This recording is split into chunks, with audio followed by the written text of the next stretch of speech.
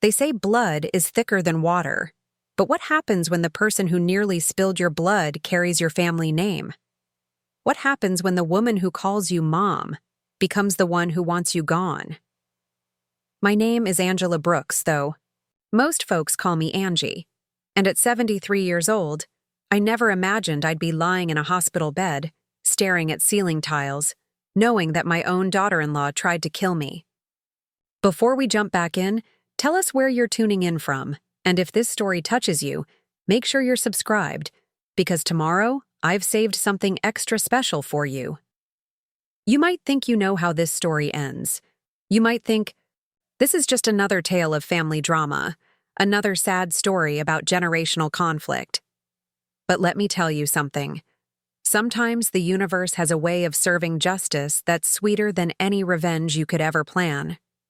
Sometimes, the very action someone takes to destroy you becomes the rope they use to hang themselves.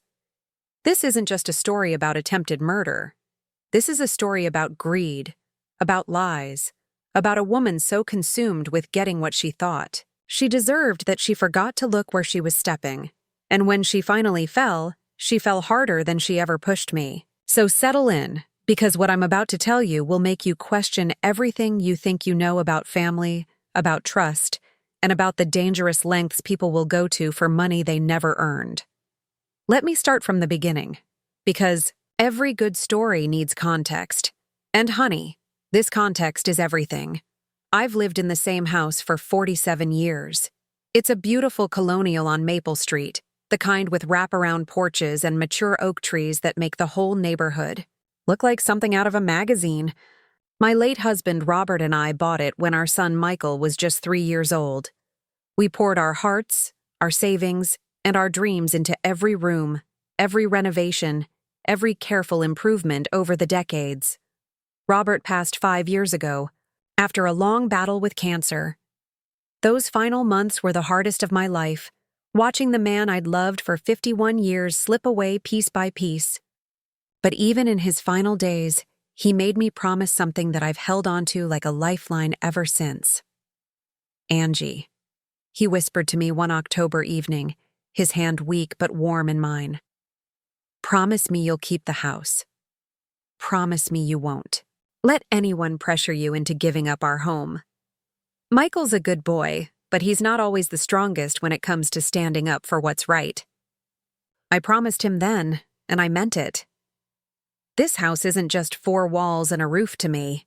It's where I brought my baby home from the hospital. It's where Michael took his first steps across the hardwood floors that Robert installed himself. It's where we hosted 47 Christmas mornings, countless birthday parties, and where I held my husband's hand during his final breath. But promises, I've learned, become complicated when other people have different plans for your life. Michael met Sarah 3 years ago at some corporate networking event. He was 45 then, recently divorced from his first wife, Jennifer, and honestly, I thought he might never find love again. The divorce had been rough on him, not bitter exactly, but sad in that quiet way that makes a mother's heart ache for her child. Jennifer was a sweet girl, but they'd grown apart over the years. And when they finally called it quits, Michael threw himself into his work as a financial advisor with the kind of intensity that worried me. So when he started talking about Sarah, I was hopeful, genuinely hopeful. He'd light up when he mentioned her name, would spend hours telling me about their dates, their conversations, their shared love of travel and fine dining. Sarah was 38, never married, and worked as a marketing director for some tech startup. She was beautiful in that polished, professional way, always perfectly put together, always saying the right things, always smiling at exactly the right moments.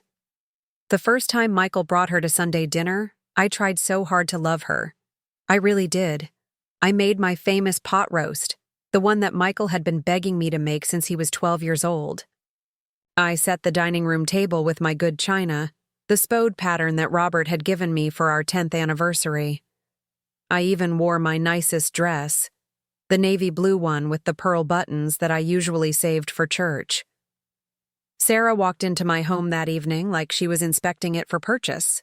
Her eyes swept over everything: the family photos on the mantel, the antique furniture that had been passed down through my family, the carefully maintained hardwood floors, the crown molding that Robert had spent 3 weekends installing. She smiled and said all the right things, complimented the roast, admired the china, but there was something calculating in her gaze that made me uncomfortable. "What a lovely home, Mrs. Brooks," she said, her voice smooth as silk. "It must be worth quite a lot in today's market." The comment struck me as odd. Who discusses property values at a first dinner? But Michael was beaming, so proud to be showing off both his mother and his girlfriend, and I pushed my discomfort aside. Maybe she was just making conversation. Maybe I was being overly sensitive, reading too much into innocent small talk. Over the following months, as Michael and Sarah's relationship grew more serious, I tried to build a connection with her. I really did. I invited her to go shopping with me, suggested we get our nails done together, offered to teach her some of my family recipes. But Sarah always had an excuse. She was too busy with work, had plans with her friends, wasn't really interested in cooking. The distance between us might have remained just that. Distance, if not for what happened 18 months ago. Michael proposed to Sarah on Valentine's Day in what I had to admit was a beautifully romantic gesture. He took her to the same restaurant where Robert had proposed to me all those years ago, got down on one knee right there by the piano, and presented her with his grandmother's engagement ring, the one that had been in our family for 3 generations. I was happy for them. Truly, I was. Despite my reservations about Sarah, I wanted my son to be happy, and he was clearly head over heels in love. We started planning an engagement party, and that's when things began to change in ways I couldn't have predicted. "Mom," Michael said to me one evening in March, about a month after the proposal. He'd come over for dinner, something he'd been doing less frequently since Sarah entered his life. "Sarah and I have been talking about our future, about our plans after we get married." I was loading the dishwasher, my back to him, but something in his tone made me pause. There was a hesitancy there, an uncertainty that I'd learned to recognize as a warning sign from his childhood. "That's wonderful, sweetheart," I said, turning to face him. "I'm so happy you two are building a life together." He cleared his throat, a nervous habit he'd never outgrown. "The thing is, Mom, we've been looking at houses, and the market is just so expensive right now. Sarah thinks. Well, we both think it might make sense for us to move in here. With you."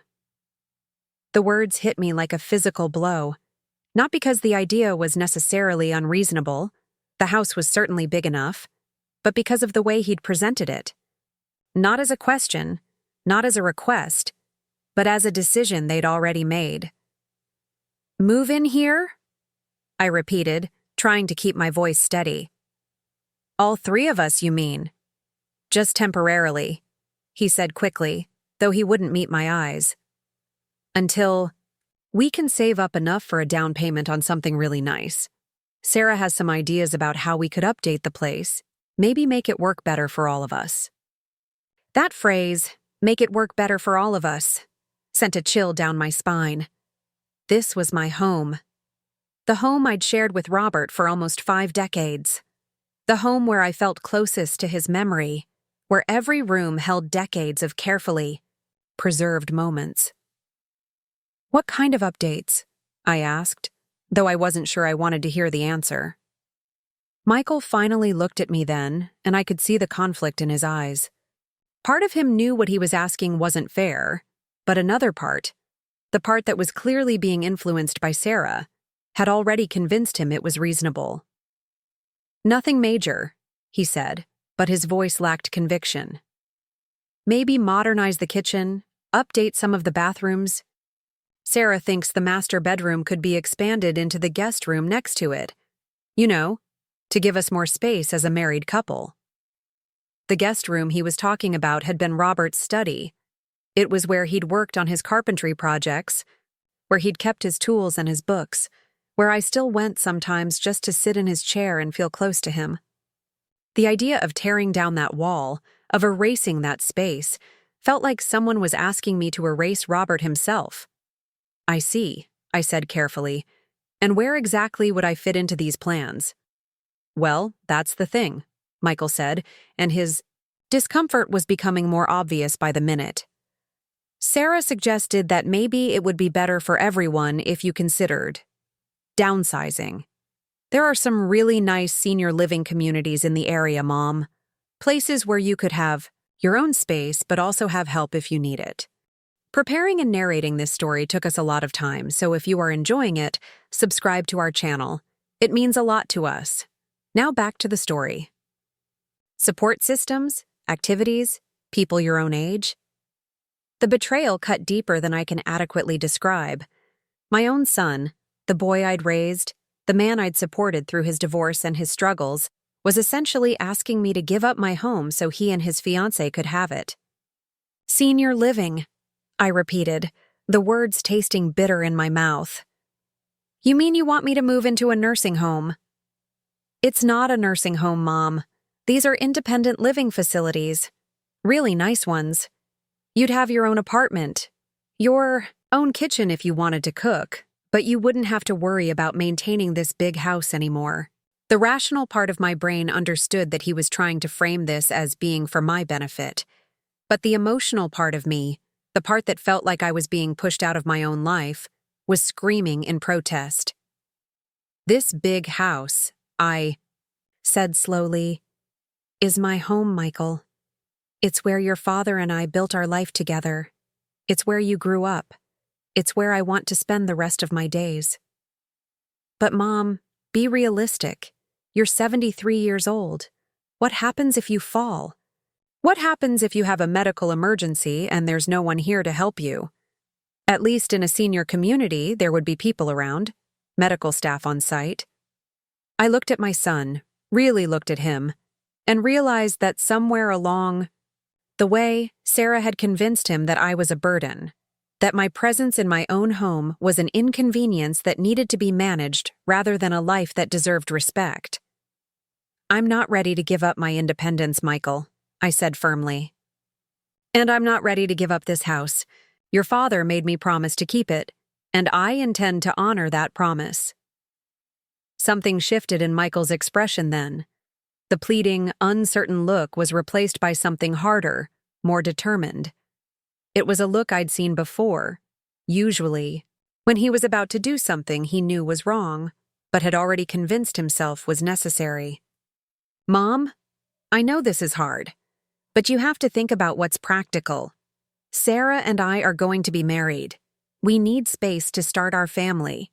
And honestly, with your arthritis getting worse and your blood pressure issues, it's not safe for you to be living alone in a house this size.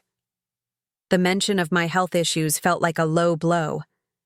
Yes, I had arthritis. Yes, I took medication for my blood pressure, but I was hardly an invalid.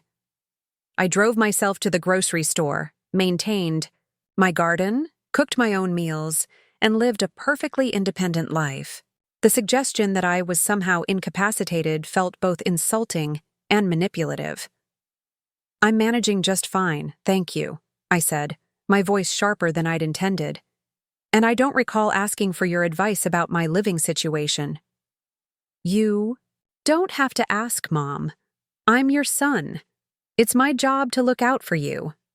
Your job, I said, is to respect me, and right now, you're not doing that. We stared at each other across my kitchen, the kitchen where I'd made him countless meals, where I'd helped him with homework, where I'd comforted him through heartbreaks and celebrated his achievements. The distance between us felt wider than the few feet of hardwood floor. I'm going to marry Sarah, Mom, he said finally, with or without your blessing, and we're going to need a place to live. I was hoping we could work something out that would benefit everyone, but if you're going to be stubborn about this, we'll just have to find another solution. The threat was implicit but clear. If I didn't cooperate with their plans, I'd be cut out of their lives. My son was essentially holding our relationship hostage to get what he wanted. I see, I said quietly. And what does Sarah think about all this? Sarah thinks you're a wonderful woman, he said, but the words sounded rehearsed. She just wants what's best for everyone. She wants us to be a family. A family. The word should have warmed my heart, but instead, it felt like a cold stone in my chest. Because the family Sarah wanted clearly didn't include me. At least not in any meaningful way. After Michael left that night, I sat in Robert's old chair in what had been his study and tried to make sense of what had just happened. How had my relationship with my son deteriorated so quickly? How had a woman I barely knew managed to convince him that his own mother was a burden to be managed rather than a person to be loved? I called my sister Helen, who lives in Florida, with her husband. Helen is 2 years younger than me and has always been my voice of reason, the person I turn to when the world stops making sense. He said, "What?" Helen's voice was sharp with indignation when I told her about the conversation. "He wants me to move into senior living so he and Sarah can have the house," I repeated, the words no less painful the second time around. "Angela, Marie Brooks, you listen to me," Helen said, using my full name the way she had when we were children, and she was trying to make a point. "That house is yours. You and Robert worked your whole lives to pay for it, to make it a home. No one, not even your son, has the right to push you out of it." "But what if he's right?" I asked, voicing the doubt that had been gnawing at me. "What if I am being stubborn? What if something happens to me and I can't take care of myself?" "Then you'll deal with it when it happens," Helen said firmly. "But you don't give up your life because of what might happen someday. And you certainly don't give it up to make room for some woman who's clearly got her eye on your property value." Helen's words were comforting, but they didn't solve my problem. Over the following weeks, the tension between Michael and me grew worse.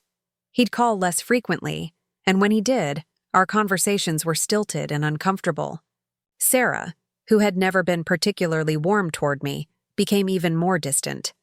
Then came the wedding planning, and with it, a new set of challenges I hadn't anticipated.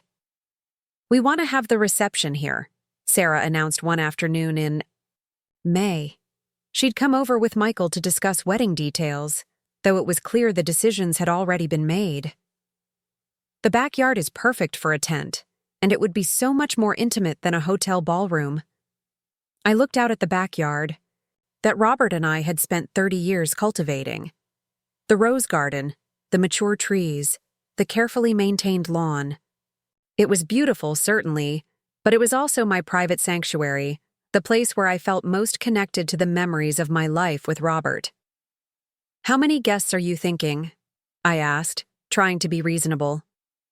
"About 150, Sarah said casually, as if she were discussing a small dinner party.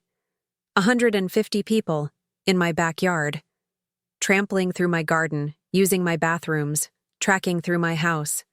The thought made me feel sick. "That's quite a few people," I said carefully. "Are you sure the space is adequate?" "Oh, we've already had an event planner come look at it," Sarah said brightly. "She thinks it's perfect. We'd need to do some landscaping, of course. Move some of those rose bushes. Maybe take down a couple of the older trees to make room for the tent. But it's going to be absolutely gorgeous. Move my rose bushes, take down my trees." The casual way she discussed dismantling my garden felt like she was planning to rearrange furniture in her own home, rather than proposing to destroy something that had taken decades to create. "Those roses were planted by my husband," I said, trying to keep my voice steady. "Some of them have been there for 20 years. "I know, and they're beautiful," Sarah said with that practiced smile. "But think about how lovely it will be to have new landscaping, more modern, more streamlined. After the wedding, you'll have a whole new garden to enjoy. A new garden that I hadn't chosen, hadn't planned, hadn't wanted. A garden that would hold no memories of Robert, no connection to the life we'd built together. I'm not sure I'm comfortable with such extensive changes," I said. Sarah's smile faltered slightly, and for just a moment I saw something flash in her eyes that looked like annoyance, maybe even anger. But it was gone so quickly I might have imagined it.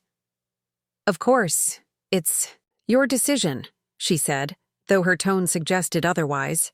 "I just thought you'd want Michael's wedding to be perfect. I thought you'd want to do everything possible to make it special for him." There it was, the guilt trip. The suggestion that if I didn't agree to let them destroy my garden, I was somehow failing as a mother. It was manipulative and unfair, and it worked exactly as Sarah had intended. "Of course I want Michael's wedding to be perfect," I said, feeling trapped. "I just need some time to think about it." "Sure," Sarah said, but her voice had gone cold. "Take all the time you need. We'll just have to make other arrangements if this doesn't work out." After they left, I walked through my garden with tears in my eyes. Every plant, every tree, every carefully tended flower bed represented years of Robert's and my shared labor and love. The idea of watching strangers tear it apart felt like watching them tear apart my heart. But I also knew that if I said no, I'd be painted as the difficult mother-in-law, the selfish old woman who put her flowers before her son's happiness. Sarah had positioned the request in a way that made any refusal seem cruel and unreasonable. That's when I began to understand that this wasn't really about the wedding at all. It was about power. It was about establishing who would make the decisions in what was still legally my home. It was about Sarah testing my boundaries to see how far she could push me. And I was about to find out just how far she was willing to go.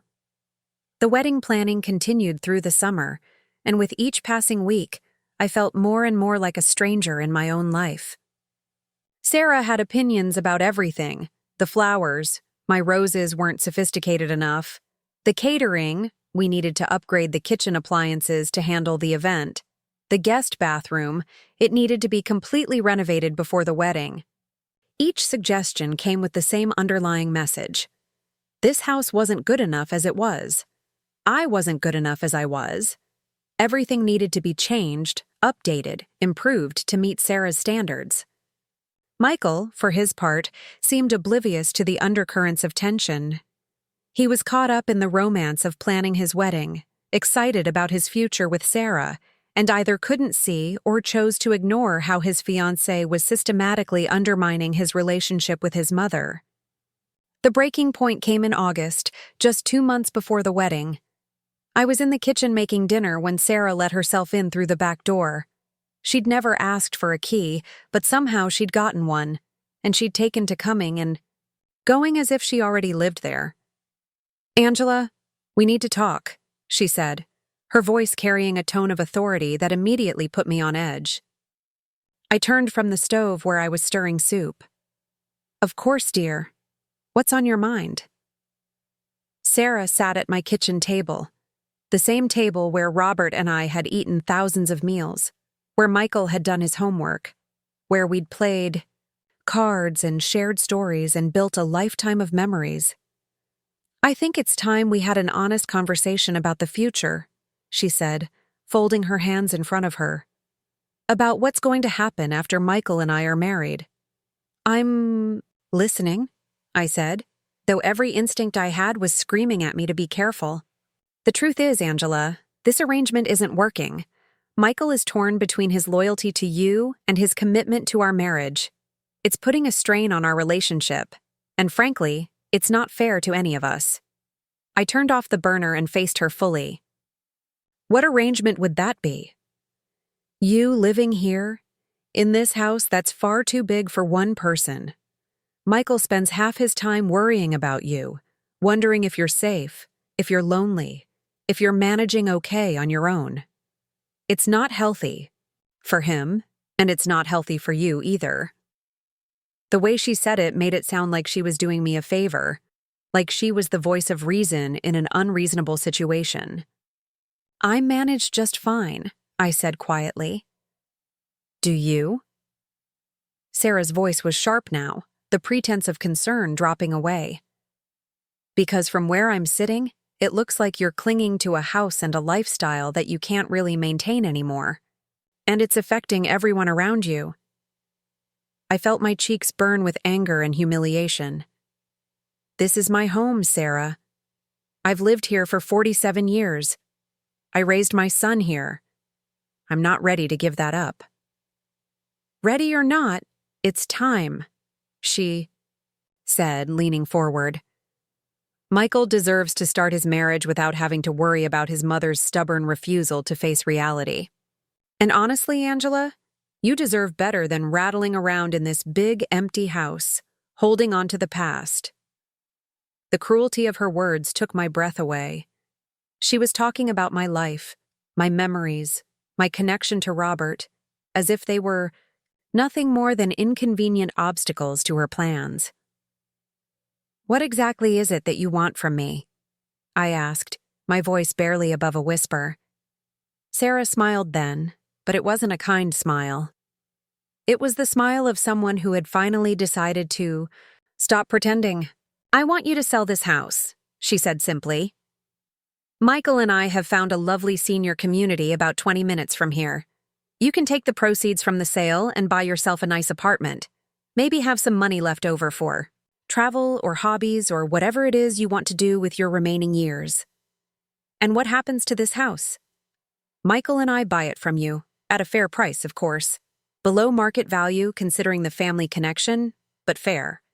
You get to downsize to something more manageable. We get to start our marriage in a real home instead of cramped apartments or rentals, and everyone wins. Below market value. The phrase hit me like a slap. She wanted me to sell my home, the home Robert and I had paid for, the home that was worth significantly more than we'd originally paid thanks to decades of improvements and a strong real estate market, for less than it was worth so that she and Michael could profit from my sacrifice. I see, I said slowly. And if I refuse? Sarah's mask slipped entirely then, and I saw the cold calculation that had been hiding behind her smiles and concerned words.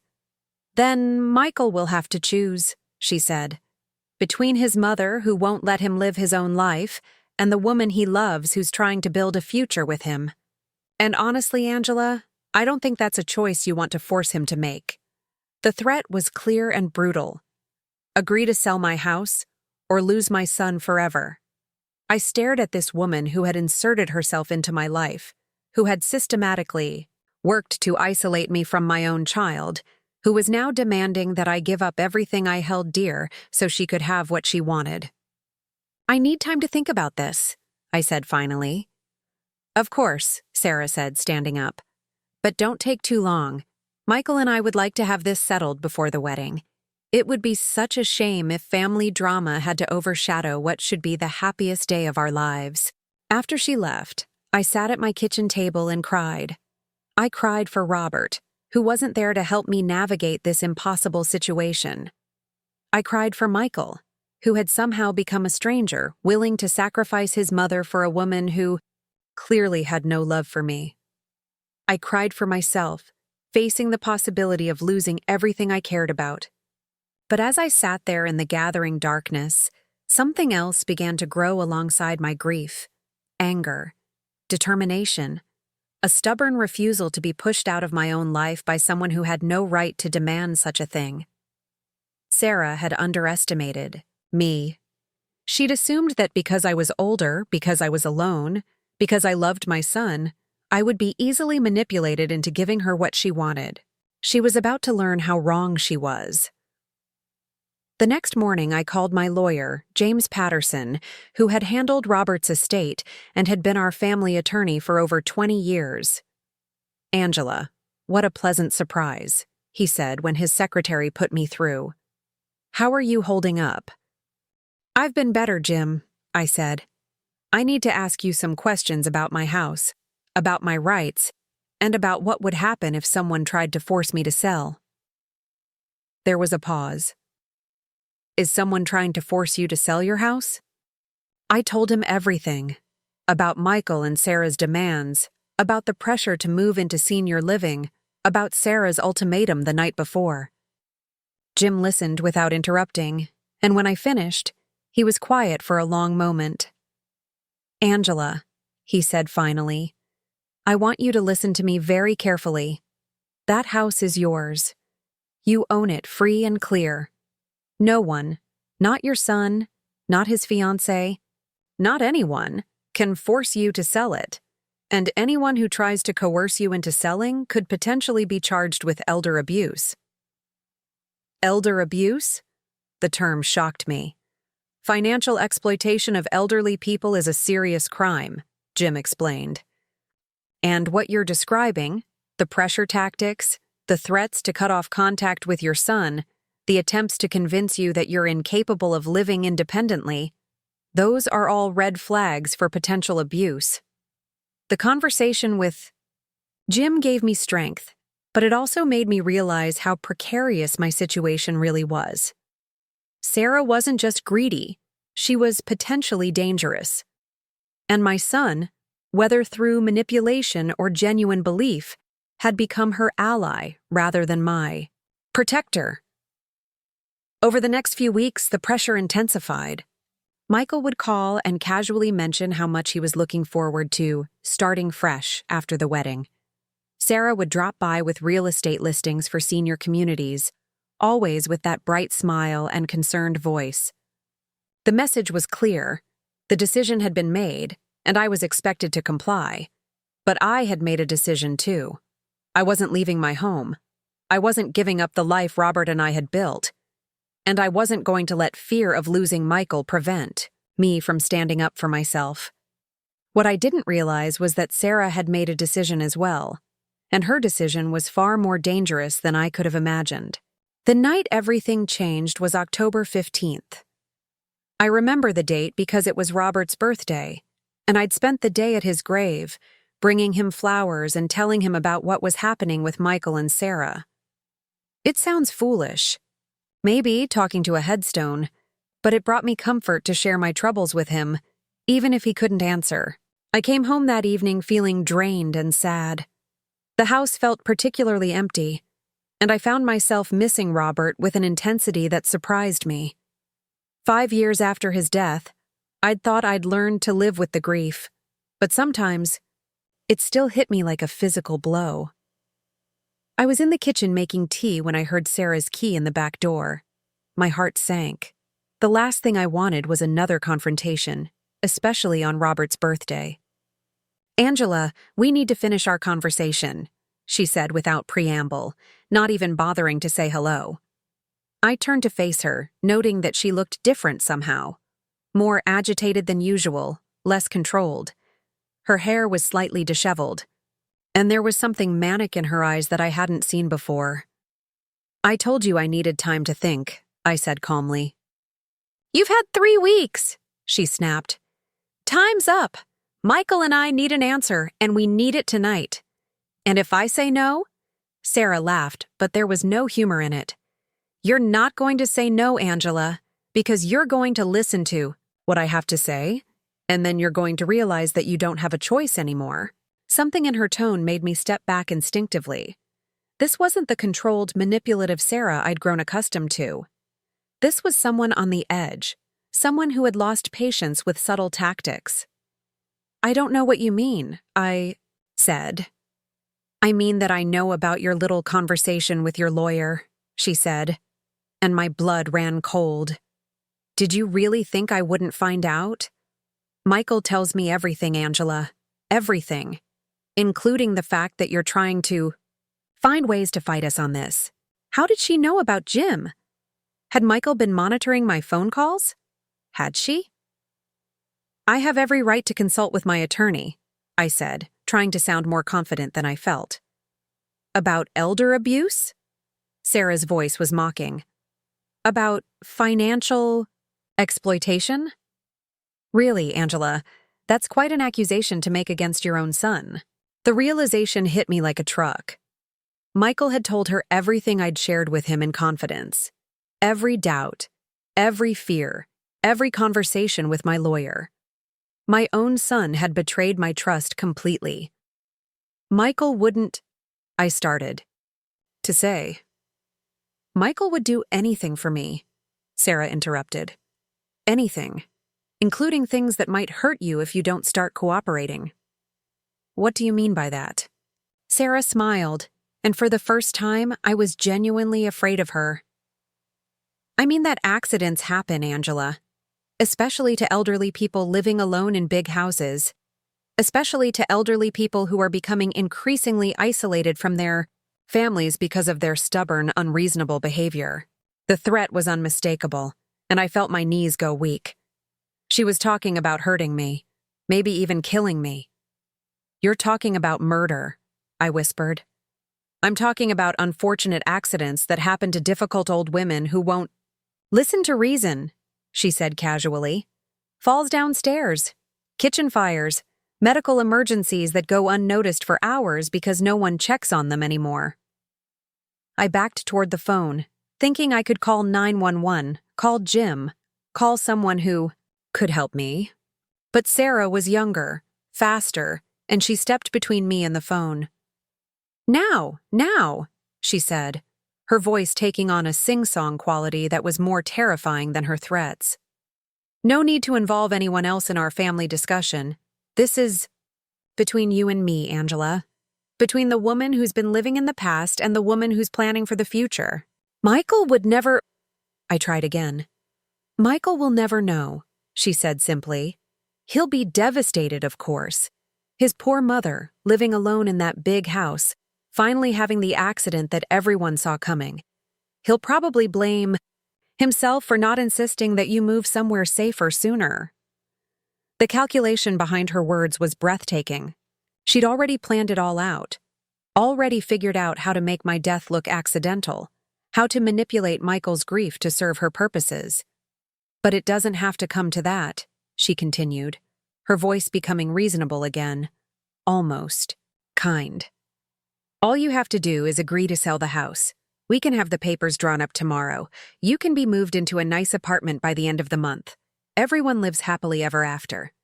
I stared at her.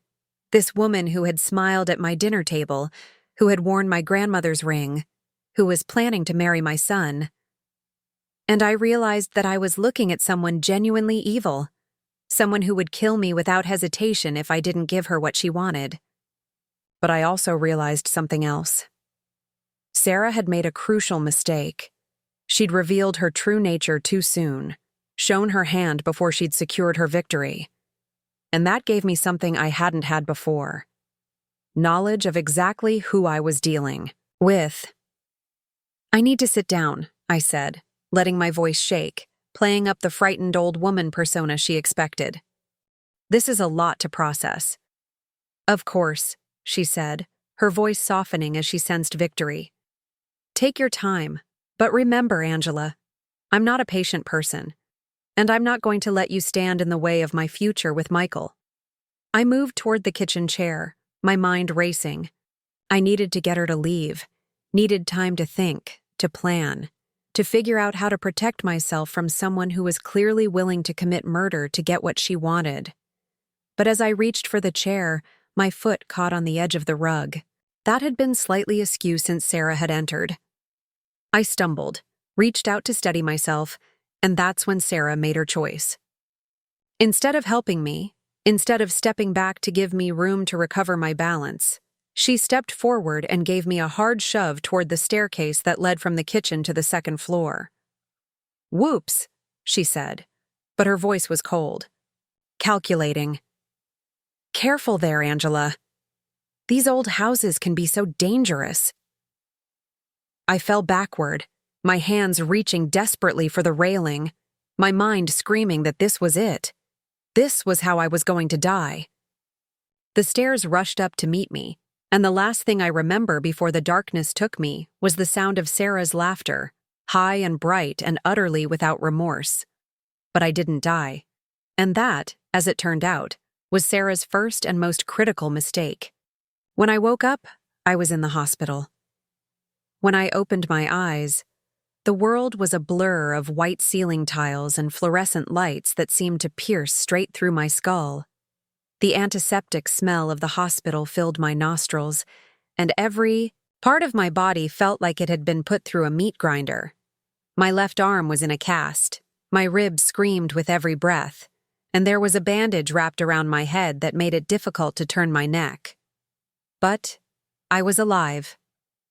Against all odds, despite Sarah's murderous intentions, I was alive. The first face I saw was Michael's, hovering over me with an expression of concern that might have warmed my heart under different circumstances. His eyes were red-rimmed, his hair disheveled, and he looked like he'd aged 10 years since I'd last seen him. "Mom, oh God, Mom, you're awake," he said, his voice thick with emotion. "The doctors weren't sure. You've been unconscious for 2 days. We were so scared." 2 days. I'd lost 2 days of my life to Sarah's violence, 2 days during which she'd probably been playing the role of the concerned future daughter-in-law, probably weaving whatever story she'd concocted to explain my accident. "What happened?" I whispered, my throat feeling like sandpaper. I needed to hear her version, needed to understand what lies she'd already told before I decided how to respond. "You fell down the stairs," Michael said, taking my uninjured hand in both of his. "Sarah found you at the bottom of the kitchen stairs. She said she'd come over to talk to you about wedding plans and heard you cry out. By the time she got to you, you were unconscious and bleeding." Of course, Sarah had found me. Sarah was the hero in this story, the caring future daughter-in-law who discovered the tragic accident and called for help. I wondered how long she'd waited before calling 911, how long she'd stood there looking at my broken body, calculating whether I was going to survive. "I don't remember falling," I said carefully, watching Michael's face for any sign that he doubted the official story. "The doctor said that's normal with head injuries," he said quickly. "You hit your head pretty hard. You have a concussion, 3 broken ribs, and a fractured wrist. But you're going to be okay, Mom. You're going to be okay." He kept repeating it like a mantra, as if saying it enough times would make it true. But what he didn't understand was that being okay wasn't just about healing from my physical injuries. It was about surviving in a world where my son's fiancé wanted me dead and had already tried once to make that happen. "Where is Sarah?" I asked, though part of me dreaded the answer. "She's in the cafeteria getting coffee. She's been here almost as much as I have, Mom. She's been so worried about you. She keeps saying she should have gotten to you sooner. Should have prevented the fall somehow." The performance was masterful. I had to give her that. Sarah had positioned herself as both the discoverer of my accident and the guilt-ridden witness who wished she could have done more. It was a narrative that painted her as caring and selfless while absolving her of any suspicion. "I'd like to see her," I said, though what I really wanted was to accuse her of attempted murder. But I needed to be smart about this. I needed to understand exactly what I was dealing with before I made any moves. "Of course," Michael said, squeezing my hand. "I'll go get her. She'll be so relieved that you're awake." As he left the room, I tried to piece together what I remembered from that night. The conversation in my kitchen, Sarah's threats, the deliberate shove that had sent me tumbling down the stairs. But I also remembered something else, something that might be important. The look in Sarah's eyes when she'd pushed me. It hadn't been the look of someone acting in the heat of the moment. It had been cold, calculated, purposeful. She hadn't pushed me hoping I might fall. She'd pushed me intending for me to die. When Sarah walked into my hospital room, she was carrying a bouquet of flowers and wearing an expression of such convincing concern that I might have believed it myself if I hadn't known better. "Angela, thank goodness you're awake," she said, setting the flowers on the bedside table and reaching for my uninjured hand. "I've been so worried about you. We all have." Her touch made my skin crawl, but I forced myself not to pull away. I needed her to think I believed her story, needed her to feel confident that her plan had worked even though I'd survived. "Thank you for finding me," I said quietly. "Michael told me you heard me fall." "I wish I'd gotten there sooner," she said, and there were actual tears in her eyes. Either she was an exceptional actress, or she'd convinced herself that her version of events was true. I keep thinking that if I'd been just a few minutes earlier, maybe I could have prevented it somehow. What were you coming to see me about? I asked, genuinely curious about what excuse she'd invented for being at my house that night. Wedding plans, she said without hesitation. I wanted to apologize for being so pushy about the reception, about the changes to your garden. Michael made me realize that I was being insensitive, asking you to alter your beautiful landscaping for one day. I came over to tell you that we'd found another venue. It was a good lie, the kind that made her look considerate and reasonable. It also explained why she'd been at my house without making it seem suspicious. But I remembered what she'd actually come to say, the ultimatum she'd delivered, the threats she'd made. None of that had been about wedding venues or garden parties. That was thoughtful of you, I said, playing along. I hope you weren't too shaken up by finding me like that. It was horrible, she said, and her voice trembled convincingly. Seeing you lying there, unconscious, bleeding. I thought I'd lost you before I even had a chance to really get to know you. The irony was breathtaking. She was describing the exact outcome she'd hoped for while pretending to be devastated by it. The important thing is that you're going to recover, she continued. The doctors say you'll be able to go home in a few days. Though Michael and I have been talking, and we really think this incident proves that you shouldn't be living alone in that big house anymore. And there it was, the real reason for her visit, the next phase of her plan. My accident would now be used as evidence that I was too frail to live independently, that I needed to be moved somewhere safer for my own good. I suppose you might be right, I said carefully. This has certainly been a wake-up call. Sarah's eyes lit up with what looked like genuine happiness. I'm so glad you're being reasonable about this, Angela. I know it's hard to give up your independence, but we just want what's best for you. Well, what did you have in mind? I asked. Well, there's a lovely senior living community called Golden Years Manor. It's only about 15 minutes from here, and they have everything you could need. 24-hour medical staff, activities, meal service if you want it. You'd have your own apartment, but you'd also have support when you need it. Golden Years Manor. She'd clearly done her research, had probably toured the facility, and picked out exactly where she wanted to warehouse me. I wondered if she'd already put down a deposit, if she'd been that confident that her plan would work. It sounds wonderful, I said, though the words tasted like poison. When would this happen? As soon as you're ready, Sarah said quickly. We don't want to rush you, of course, but the sooner you're somewhere safe, the better we'll all feel. And what would happen to my house?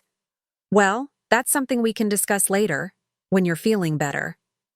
The important thing right now is getting you healthy and settled somewhere appropriate. But I could see the calculation behind her eyes. She was already planning the next steps, already figuring out how to get me to sign over my house once. I was tucked away in the senior facility, isolated from anyone who might question the arrangement. I appreciate you thinking of my welfare, I said. I really do. Of course, Sarah said, squeezing my hand again. We're going to be family, Angela.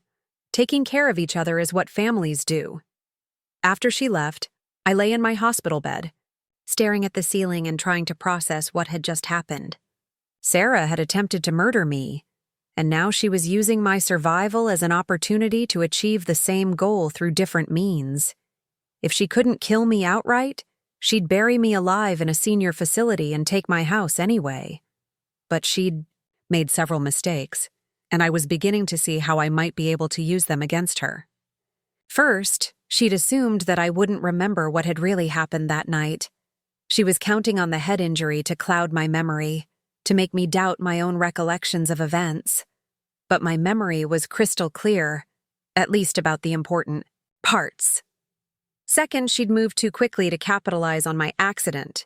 Instead of waiting to see how I'd recover, instead of giving me time to naturally come to the conclusion that I needed help, she'd immediately started pushing for the senior living arrangement. It made her seem overeager, too ready with a solution to a problem that had supposedly just occurred. And third, She'd underestimated my ability to play the game she'd started. She thought that because I was older, because I was injured, because I was alone, I'd be easy to manipulate. She was about to learn otherwise. Over the next few days, as I recovered in the hospital, I had plenty of time to observe and plan. Michael visited every day, sometimes alone, sometimes with Sarah. When he was alone, he was the son I remembered, caring, attentive, genuinely worried about my well-being. But when Sarah was with him, he became someone different, stiffer, more formal, more focused on practical matters than emotional ones. I began to understand that Sarah's influence over him was more complete than I'd realized. She hadn't just convinced him that I needed to be moved out of my house, she'd fundamentally changed how he saw me. In her version of reality, I wasn't. His mother who deserved love and respect. I was a problem to be solved, a responsibility to be managed, an obstacle to his happiness with her. On my 4th day in the hospital, Dr. Martinez came to discuss my discharge plans. He was a kind man in his 50s who reminded me a bit of Robert, and he'd been treating me with the sort of respectful concern that I'd almost forgotten I deserved. "Your injuries are healing well, Mrs. Brooks," he said, reviewing my chart. "The concussion symptoms are resolving, your ribs are mending, and the wrist fracture is stable. I think we can get you home tomorrow." "That's wonderful news," I said, though the word home carried complicated feelings now. "I do want to talk to you about safety precautions, though," Dr. Martinez continued. "Falls are a serious concern for people in your age group, and you've now had a significant fall with serious injuries. We need to make sure your living environment is as safe as possible." "What would you recommend?" "Well, the social worker mentioned that your family is considering senior living options. That might be something worth exploring, especially given what happened. These facilities are designed with safety in mind, and they have staff available if you need assistance." The social worker. I hadn't spoken to any social worker, which meant that Michael or Sarah had initiated that conversation. They were already laying the groundwork for my transition out of my home, already enlisting medical professionals to support their narrative. "I appreciate the concern," I said carefully, "but I'm not sure I'm ready for such a drastic change. That house has been my home for almost 50 years. Dr. Martinez nodded sympathetically. "I understand the emotional attachment, but to be honest with you, Mrs. Brooks, at 73, living alone in a large house after a serious fall, it's a risk. What if this happens again and there's no one there to find you?" It was the same argument Sarah had made, the same pressure Michael had applied. Everyone was so focused on what might happen that no one was asking what I wanted to happen. "What if we made some modifications to the house?" I asked. "Safety rails, better lighting, maybe a medical alert system?" "Those are all good ideas," Dr. Martinez said, "but they don't address the fundamental issue, which is that you're isolated. The real danger isn't just falling, it's falling and having no one know about it for hours or days." He was right, of course. If Sarah had actually killed me that night, if she'd succeeded in her plan, my body might not have been discovered for days. The isolation that I'd treasured as independence had become a vulnerability that could be exploited. "I understand your concerns," I said. "Can I have some time to consider my options?" "Of course," Dr. Martinez said, "but don't take too long. The longer you wait to make these kinds of decisions, the harder they become." After he left, I sat alone in my hospital room and faced the reality of my situation. I couldn't go home and pretend everything was normal. Sarah had already tried to kill me once, and if I went back to my isolated house, she'd almost certainly try again. But I also couldn't let her win by voluntarily giving up my home and my independence. I needed a third option, something that would keep me safe while also protecting what mattered to me. And slowly, an idea began to form. That evening, when Michael came to visit alone, I decided to test a theory. "I've been thinking about what Dr. Martinez said," I told him. about the safety concerns, about living alone. What are your thoughts? Mom, he asked, and I could hear the hope in his voice. Maybe you and Sarah are right. Maybe it is time for me to consider other living arrangements. Michael's face lit up with relief. I'm so glad you're being open to this, Mom. I know it's hard, but I really think it's for the best. I'd like to see this Golden Years Manor place that Sarah mentioned. Do you think we could arrange a tour? Absolutely, Michael said quickly. Sarah already spoke to them, and they said they could show us around any time. Would you like me to set something up for next week? Sarah had already spoken to them. Of course she had. She'd probably made arrangements before I'd even woken up. From my coma, had been so confident that her plan would work that she'd started making my funeral arrangements, so to speak. That would be nice, I said. I want to make sure I'm making the right decision. You are, Mom. I know this is scary, but you're going to love it there, and you'll be so much safer. After Michael left, I called my lawyer, Jim Patterson, from the hospital phone. It was late, but Jim had given me his home number years ago and told me to use it if I ever had an emergency. Angela, how are you feeling? He asked when he heard my voice. I heard about your accident. That must have been terrifying. It was, I said, though I didn't elaborate on just how terrifying it had actually been. Jim, I need to ask you about something. If I were to move into a senior living facility, what would happen to my house? Well, that would depend on how you wanted to handle it, he said. You could sell it and use the proceeds to pay for your care. You could rent it out for income. You could hold on to it and just leave it empty. What are you thinking? Michael and Sarah want me to sell it to them, I said.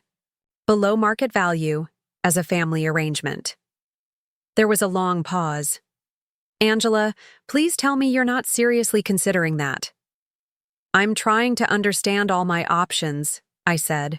What would be the legal implications if I did sell to them? The legal implications would be that you'd be giving them a very expensive gift, Jim said bluntly. That house is worth at least $400,000 in today's market, probably more. If you sell it below market value, you're essentially handing them the difference as a present. $400,000. I'd known the house had appreciated over the years, but hearing the actual number made Sarah's greed even more stark. She wasn't just trying to get me out of my home, she was trying to steal nearly $500,000 from me. What if I don't want to sell? I asked. Then you don't sell, Jim said firmly. Angela, you're not incompetent. You're not under any legal obligation to dispose of your property to make other people happy. That house is yours to do with as you choose. But what if something happens? To me? What if I become unable to make my own decisions? Then whoever you've designated as your power of attorney would make decisions on your behalf. Do you have a power of attorney document? I did. Robert and I had set up our estate planning years ago, and I'd updated it after his death. Michael was my power of attorney, which meant that if I became incapacitated, he would have the legal authority to make decisions about my property and my care. The realization hit me like a cold wave. If Sarah could convince Michael that I was no longer competent to make my own decisions, if she could get doctors to declare me mentally unfit, she could use Michael's power of attorney to force the sale of my house. She wouldn't need my consent. She'd just need my son's signature on the documents. Jim, I said slowly, what would happen if my power of attorney tried to sell my house against my wishes? If you're competent to make your own decisions, your power of attorney can't override your choices, he said. The power of attorney only becomes effective if you're incapacitated. But Angela, why are you asking these questions? Are you worried that Michael might try to force you to sell? I was quiet for a long moment, trying to figure out how to explain my fears without sounding paranoid or delusional. I'm just trying to understand my legal position, I said finally. This accident has made me realize how vulnerable I am, and I want to make sure I'm protected.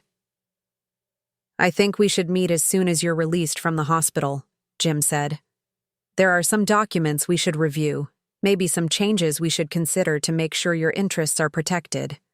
After I hung up, I lay in the darkness of my hospital room and tried to piece together Sarah's complete plan. She'd tried to kill me, and when that failed, she'd moved to Plan B. Use my accident as justification for moving me into senior care. Once I was isolated in a facility, away from my support systems and my familiar environment, she'd work on convincing everyone that I was becoming mentally incompetent.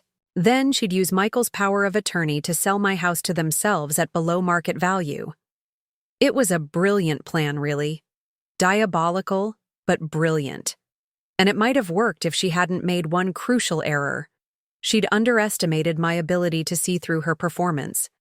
But seeing through her plan and stopping it were two different things. I needed evidence, and I needed allies. Most importantly, I needed to make sure that Sarah didn't get another chance to finish what she'd started. The next morning, I was discharged from the hospital with a list of follow-up appointments and a packet of information about home safety for seniors. Michael and Sarah picked me up, and during the drive home, they kept up a steady stream of conversation about how good it would be for me to get back to familiar surroundings while I decided about my future living arrangements. When we pulled into my driveway, I felt a surge of emotion at seeing my house again. It looked exactly the same. The wraparound porch, the mature trees, the garden that Robert and I had cultivated over decades. But it felt different somehow, tainted by what had happened there, by the knowledge that it had nearly become the scene of my murder. "Let's get you settled," Sarah said, taking my arm as I got out of the car. "You must be exhausted." She was being solicitous, helpful, playing the role of the caring daughter-in-law for Michael's benefit. But I noticed that she maneuvered herself between me and the stairs, as if she were protecting me from another fall. Or perhaps positioning herself for another push. Inside, everything looked normal except for one detail. There was no sign that a serious accident had occurred here just 5 days ago. The kitchen stairs where I'd fallen had been cleaned spotless. Any blood, any evidence of trauma had been completely erased. "We had a cleaning service come in," Michael explained when he saw me looking. "We thought it would be better for you not to see. Well, any reminders of what happened. But I wanted to see reminders. I wanted evidence that what I remembered had actually occurred. The pristine condition of the stairs felt like another layer of Sarah's deception, another way of making me doubt my own memory of events. "That was thoughtful of you," I said, though I was thinking the opposite. "Why don't you rest for a while?" Sarah suggested. "Michael and I can make some lunch. And then maybe we can talk about scheduling that tour of Golden Years Manor." I agreed, partly because I was genuinely tired, but mostly because I wanted them out of my sight while I tried to process being back in the place where Sarah had tried to kill me. As I lay on my bed, staring at the ceiling of the room I'd shared with Robert for so many years, I realized that this was my crossroads moment. I could give in to the fear, accept that Sarah had won, and quietly allow myself to be moved into the senior facility where she could continue to manipulate and control my life until she eventually got everything she wanted, or I could fight back. The old Angela, the woman who had deferred to her son's wishes and tried to accommodate his fiancé's demands, might have chosen the path of least resistance. But that woman had died when she hit the bottom of those stairs. The woman who had survived was angrier, smarter, and far more dangerous than Sarah had anticipated. If Sarah wanted to play games with my life, she was about to discover that I'd been playing games a lot longer than she had. And I was much better at them than she realized. But first, I needed to understand exactly what I was up against. And that meant doing something I'd never done before, spying on my own son and his fiancée. That afternoon, while they thought I was napping, I quietly made my way to the top of the stairs and listened to their conversation in the kitchen below. What I heard confirmed my worst fears and gave me the information I needed to begin my counterattack. "She's agreeing to everything," Sarah was saying, her voice carrying a note of satisfaction. The tour, the facility, all of it. I think the accident really shook her up. I'm just glad she's being reasonable about this, Michael replied. I was worried she might dig her heels in and refuse to consider moving. Oh, she would have, Sarah said, and there was something cold in her voice. If she hadn't had her little wake-up call, she would have fought us every step of the way. But sometimes these things have a way of working themselves out. Little wake-up call. That's what she called attempted murder. The important thing is that she's safe now, Michael said. And once she's settled at Golden Years, we can start thinking about what to do with this place. I've already been thinking about that, Sarah said. I found a contractor who can give us an estimate on the renovations we talked about. The kitchen expansion, the master suite addition, updating all the bathrooms. It's going to be expensive, but it'll be worth it to have exactly what we want. They were already planning renovations to my house. My house that I was still living in, that I still owned, that I hadn't agreed to sell. In Sarah's mind, my move to senior living was already a done deal, and my house was already hers to redesign. How much are we talking about? Michael asked. Probably around $60,000 for everything we want to do, Sarah said. But Angela's house is worth at least $400,000, maybe more. Even if we pay her $250,000 for it, we'll still come out way ahead. $250,000. They were planning to pay me roughly 60% of what my house was actually worth, then spend my money on renovations that would benefit only them. The audacity was breathtaking. Do you think she'll agree to that price? Michael asked. She'll agree to whatever we tell her is fair, Sarah said confidently. She trusts you, Michael, and she's not exactly in a position to shop around for better offers. Besides, once she's been in the facility for a few months, once she's gotten used to the routine there, she'll probably be grateful to have the whole house situation resolved. I just want to make sure we're being fair to her, Michael said, though his voice lacked conviction. We are being fair, Sarah said firmly. We're taking on the responsibility of dealing with a property that's too much for her to handle. We're saving her the stress and hassle of putting it on the market, and we're keeping it in the family, which is what she wants. $250,000 is more than generous for a family transaction. Generous. She thought stealing nearly $200,000 from me was generous. What if she changes her mind? Michael asked. What if she decides she doesn't want to sell after all? She won't, Sarah said, and her confidence was chilling. Trust me, Michael. Once she's been at Golden Years, for a while, once she realizes how much easier her life is there, she'll wonder why she waited so long to make the move. People adapt. They find ways to be happy with their new circumstances. And if she doesn't adapt? There was a pause, and when Sarah spoke again, her voice was lower, more careful. Then we'll cross that bridge when we come to it, she said. But I don't think that's going to be an issue. Your mother is a practical woman. She'll do what makes sense. The conversation continued, but I'd heard enough. Sarah had a complete plan for taking over my life, my house, and my financial future. She'd manipulated Michael into believing that what they were doing was in my best interest, and she was confident that once I was isolated in the senior facility, I'd have no choice but to comply with whatever they demanded. But Sarah had made a critical error in her calculations. She'd assumed that I would remain the passive, accommodating woman I'd been before she tried to kill me. She had no idea that pushing me down those stairs had awakened something in me that had been dormant for years, the fierce protectiveness of a woman who refused to be victimized. She wanted my house. She'd have to fight me for it. She wanted my money. She'd have to prove she deserved it. She wanted my son. She'd have to explain to him why she'd tried to murder his mother. But I needed to be smart about this. I needed evidence, allies, and a plan that would protect me while exposing her, and I needed to do it all while pretending to go along with her scheme. That evening, after Michael and Sarah had left, I sat in Robert's old chair and began to plan my counterattack. I had advantages that Sarah didn't know about. I understood her strategy, I knew her timeline, and most importantly, I had nothing left to lose. She thought she'd broken me with that fall down the stairs. Instead, she'd freed me from any obligation to play nice, to be accommodating, to put her comfort above my own survival. The game was far from over. In fact, it was just beginning. The next morning, I woke with a clarity of purpose that I hadn't felt in months.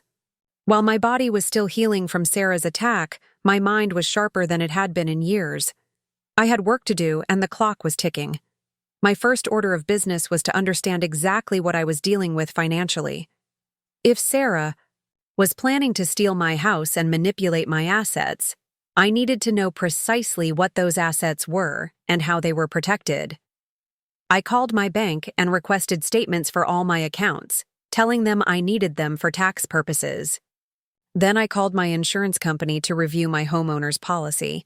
And finally, I scheduled an appointment with a real estate appraiser to get an updated valuation of my property. Knowledge, I'd learned from Robert during his years in business, was the foundation of any successful strategy. Sarah might think she had all the advantages, but she was operating on assumptions about my finances and legal situation that might not be accurate. While I waited for the paperwork to arrive, I decided to do some investigation of my own. Sarah had been in Michael's life for 3 years, but I realized I knew almost nothing about her background, her family, or her financial situation. If she was so eager to get her hands on my money, what had happened to her own? I started with what Michael had told me about her job. She worked as a marketing director for a tech startup, but which company? In which city? With what kind of salary and benefits? These seemed like basic facts that a concerned mother would know about her future daughter-in-law. But Sarah had always been vague about the details of her professional life. I called Michael that afternoon, trying to sound casual and motherly rather than investigative. "Sweetheart, I was thinking about Sarah's work situation," I said when he answered. "With all this wedding planning and now my health scare, I hope she's not falling behind at her job. What company did you say she works for again?" "Dynamic Digital Solutions," Michael said. "They're based downtown, but Sarah works mostly from home now. She's been with them for about 2 years." "That's wonderful that they're flexible about remote work," I said. "Is it a large company?" "Not huge, maybe 50 employees. It's one of those newer companies that helps businesses with their online presence, social media strategy, that sort of thing." "How exciting for her to be part of a growing industry," I said. "I imagine the pay is quite good in that field." There was a slight pause. "Well, it's a startup, so the salary isn't huge yet, but there's potential for growth. Sarah's really passionate about the work." The pause told me more than his words did. If Sarah was making good money, Michael would have said so. The fact that he was emphasizing potential and passion over actual compensation suggested that her income was probably modest at best. "I'm sure she'll do wonderfully," I said. "These tech companies seem to be the future, don't they?" After we hung up, I had my first piece of useful information. Sarah worked for a small startup with limited resources, which meant her salary was probably not substantial. That raised the question of how she'd been supporting herself before this job and what her financial obligations might be. Over the next few days, I made several more calls, each designed to gather information while sounding like normal conversation. I called Michael's ex-wife, Jennifer, whom I'd always liked and who still exchanged Christmas cards with me. "Angela, how are you feeling?" Jennifer asked when I called. "Michael told me about your accident. That must have been terrifying." "I'm recovering well. Thank you for asking," I said. "Jennifer, I hope you don't mind me calling, but I wanted to ask you about something. Have you met Michael's fiancée, Sarah?" "Just once, at a restaurant when Michael and I were meeting about some paperwork," Jennifer said. "She seemed nice enough, though we didn't talk much." "Did Michael mention anything to you about her background? Her family, her previous relationships, anything like that?" Jennifer was quiet for a moment. Angela, is everything okay? You sound like you're worried about something. I hadn't intended to be so transparent, but Jennifer had always been perceptive. I'm probably being overly cautious, I said carefully. It's just that she's going to be part of our family, and I realize I don't know much about her history. I understand, Jennifer said. Actually, now that you mention it, there was something that struck me as odd when I met her. She mentioned that she'd been married before, briefly, but when Michael talked about her to me previously, he'd said she'd never been married. This was new information. Sarah had been married before, something she'd apparently hidden from Michael, or at least something he'd chosen not to share with me. Did she say anything else about the previous marriage? Just that it was a mistake, that they were too young, something like that. But Angela, the way she said it felt like there was more to the story, like maybe it hadn't ended well. After talking to Jennifer, I had two significant pieces of information. Sarah's income was probably limited, and she had a previous marriage that she'd been less than honest about. Both suggested someone with financial pressures and a history of concealing important facts, but I needed more than suspicions and secondhand information. I needed documentation, evidence that would hold up if this situation escalated to legal proceedings. And for that, I was going to need professional help. I called a private investigator whose services had been recommended by my lawyer, Jim Patterson. Her name was Maria Santos, and she specialized in background checks and financial investigations. Mrs. Brooks, Jim Patterson spoke very highly of you, Maria said when I called. He mentioned that you might need some assistance with a delicate family matter. I need to know everything I can about my son's fiancée, I said bluntly.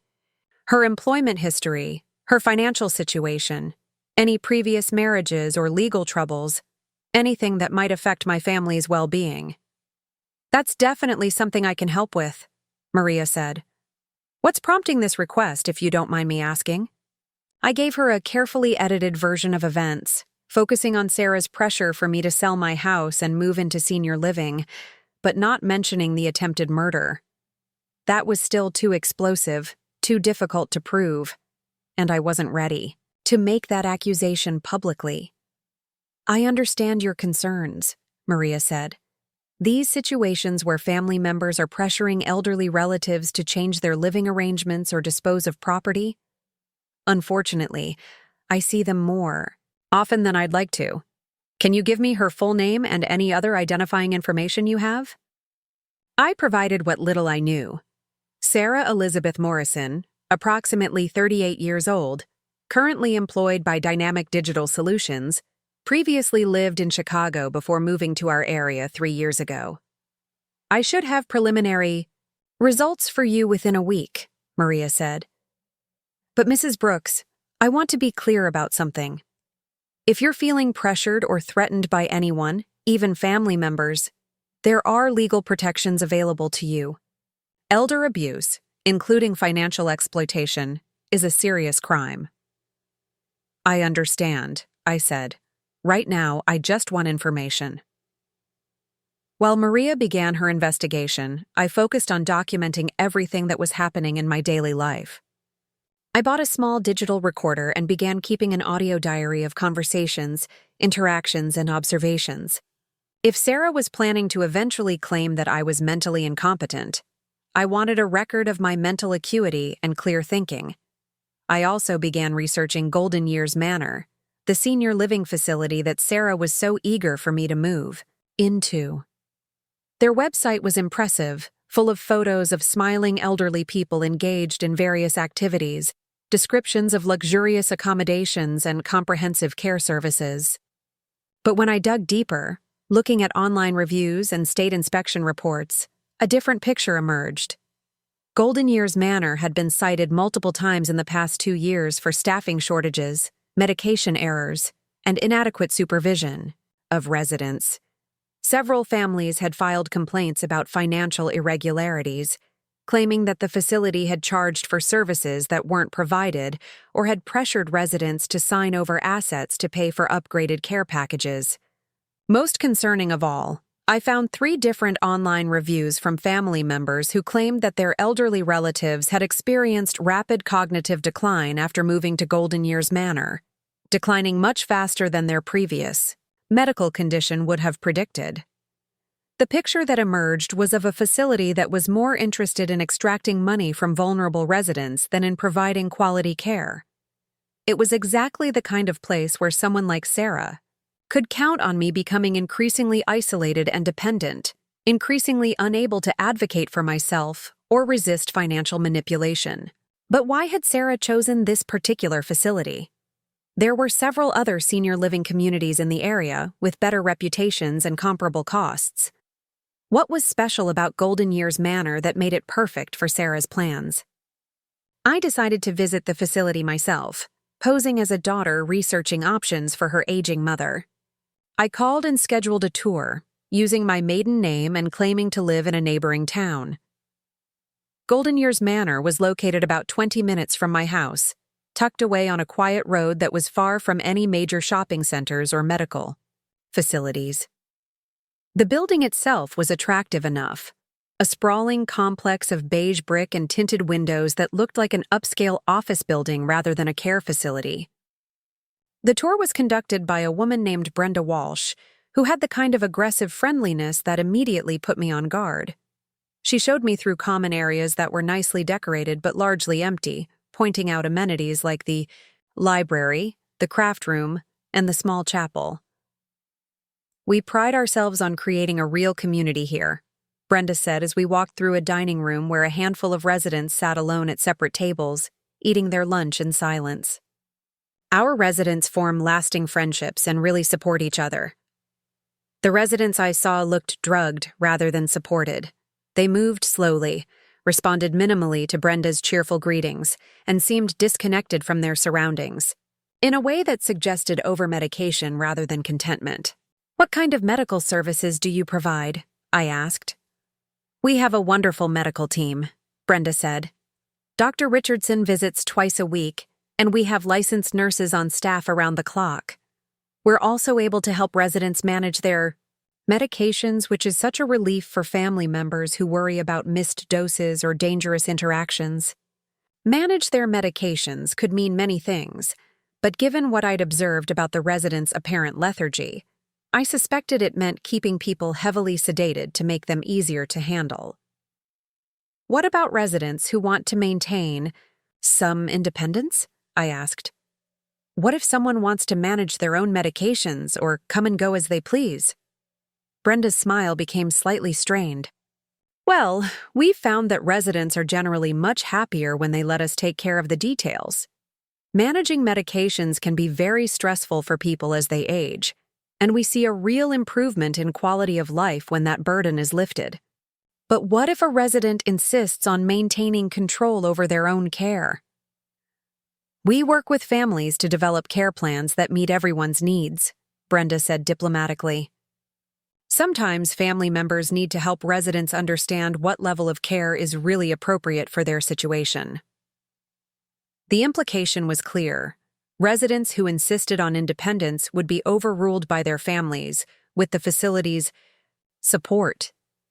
It was exactly the kind of setup that would allow Sarah to gradually strip away my autonomy while claiming it was for my own good. "Can you tell me about your financial arrangements?" I asked. "How do you handle payment for services?" "We offer several different payment options," Brenda said, leading me into her office. "Many of our residents choose to pay annually in advance, which gives them a significant discount and also provides peace of mind for their families. We can also work directly with power of attorney representatives to handle all the financial details." She handed me a packet of information that included rate sheets and contract samples. A quick scan showed that the annual fees were substantial, easily $40,000 to $50,000 per year for a basic apartment and care package. The contract language was dense and complex, filled with clauses about additional fees for specialized services and penalties for early termination. Most telling was a section that outlined the facility's lien rights against residents' assets. If a resident fell behind on payments, Golden Years Manor could claim ownership of personal property, including real estate, to satisfy the debt. "This is quite comprehensive," I said, flipping through the contract. "Do residents typically have lawyers review these agreements before signing?" "Most families find that unnecessary," Brenda said quickly. "Our contracts are very straightforward, and we're always available to answer questions. We find that involving too many outside parties can sometimes complicate what should be a simple process." Of course they did. The last thing a place like Golden Years Manor wanted was competent legal review of their predatory contracts. "I noticed there's a section about asset liens," I said. "Can you explain how that works?" "That's just a standard protection for the facility," Brenda said, her discomfort obvious. "In the unlikely event that there were payment issues, we need to ensure that we can recover the costs of care we've provided. But honestly, that almost never comes up. Most of our residents have their finances well organized before they arrive." I left Golden Years Manor with a clear understanding of Sarah's strategy. She wanted me in a facility that would medicate me into compliance, isolate me from outside support, and position her to take control of my finances through Michael's power of attorney. Once I was there, the complex contracts and lien provisions would make it nearly impossible for me to leave, even if I wanted to. But understanding her plan was only the first step. I still needed evidence of her crimes, and I needed to find a way to protect myself before she could put her strategy into motion. That evening, I received a call from Maria Santos with her preliminary findings about Sarah's background. "Mrs. Brooks, I have some information that I think you'll find very interesting," Maria said. "Sarah Morrison has quite a complicated financial history." "What did you find?" "Let's start with her employment. Dynamic Digital Solutions is indeed a real company, but it's been struggling financially for over a year. They've laid off about half their staff, and according to my sources, they're probably going to close within the next 6 months. Sarah's position was eliminated 2 months ago, though she apparently hasn't told anyone about it." So Sarah was unemployed and had been for 2 months. That explained why she was so desperate to get access to my assets. "What about her previous marriage?" "That's where it gets really interesting," Maria said. "Sarah was married to a man named David Chen from 2018 to 2021. The divorce was contentious and involved allegations of financial fraud. David claimed that Sarah had stolen money from their joint business account and had hidden assets during the divorce proceedings. Was she charged with anything? No formal charges were filed, but the divorce settlement required her to pay significant restitution to David. According to the court records, she was supposed to pay him $50,000 over 2 years. As far as I can tell, she defaulted on those payments almost immediately. So she owes her ex-husband money that she can't pay?" "That's not all," Maria continued. "I found evidence of substantial credit card debt, at least 6 different cards that appear to be maxed out. There are also what look like payday loans, and possibly some private lending arrangements that could be very dangerous if she defaults." The picture was becoming clearer. Sarah wasn't just greedy, she was desperate. She had mounting debts, no income, and creditors who were probably becoming increasingly aggressive about collection. "How much total debt are we talking about?" I asked. It's hard to get exact figures without access to her financial records, but based on what I can see, she's probably looking at somewhere between $150,000 to $200,000 in total obligations. $200,000, almost exactly the amount she'd planned to steal from me by buying my house below market value. "Is there anything else I should know?" "Actually, yes," Maria said. "I found something that might be relevant to your current situation. Sarah was briefly engaged to someone else between her divorce and meeting your son. A man named Robert Martinez, a widower in his 70s who owned several rental properties. My blood went cold. What happened to that engagement? It ended abruptly after about 6 months. Robert Martinez filed a restraining order against Sarah, claiming that she had threatened him when he refused to loan her money. According to the police report, she had been pressuring him to add her name to the deeds of his rental properties. So I wasn't Sarah's first elderly target. She had a pattern of pursuing older people with valuable assets, gaining their trust or their family's trust, and then trying to manipulate them into signing over property. "Mrs. Brooks, I have to ask," Maria said. "Has Sarah made any threats? Against you? Have you felt physically unsafe around her?" I hesitated.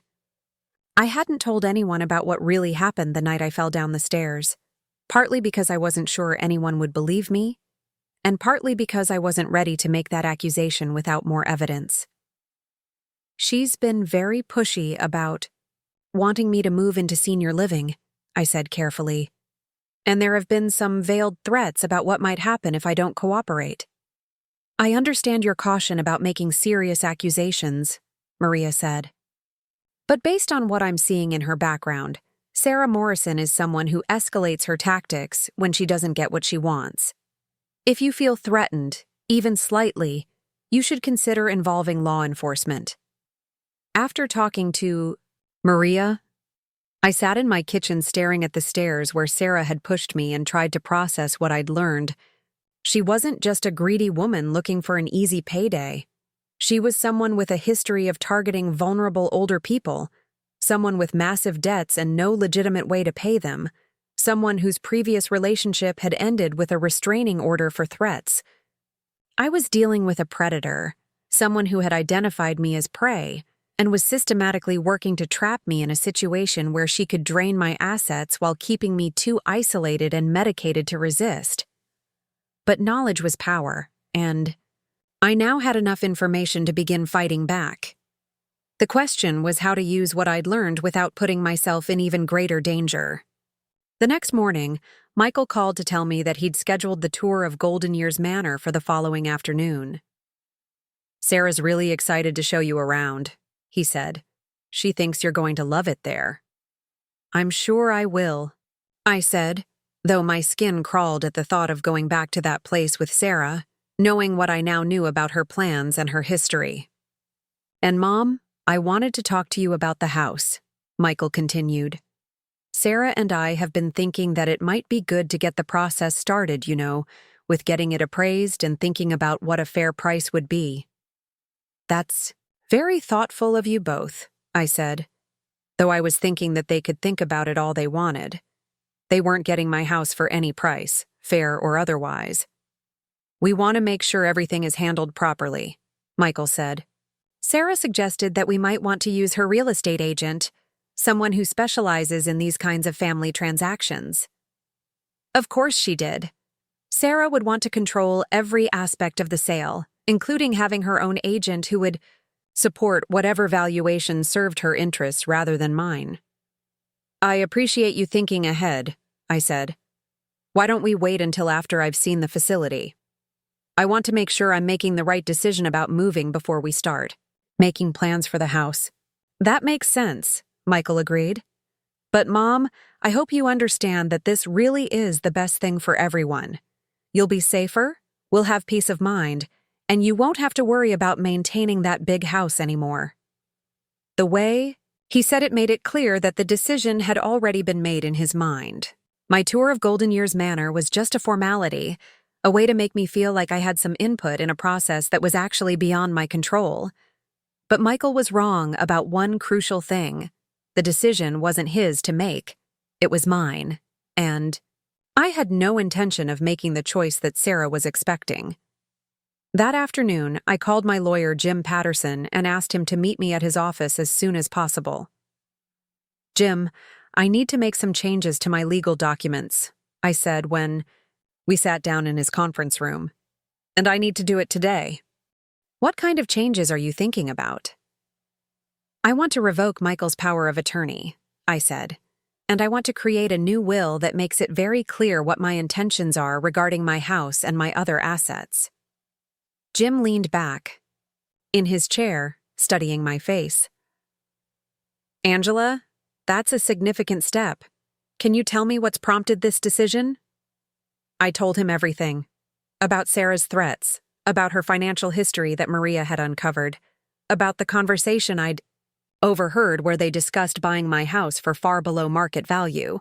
I even told him about my suspicions regarding what had really happened the night I fell down the stairs, though I acknowledged that I couldn't prove it. When I finished, Jim was quiet for a long moment. Angela, what you're describing sounds like a systematic attempt to exploit you financially, he said finally. The pressure tactics, the isolation, the attempts to rush you into decisions about your property. These are all classic warning signs of elder abuse. What can I do to protect myself?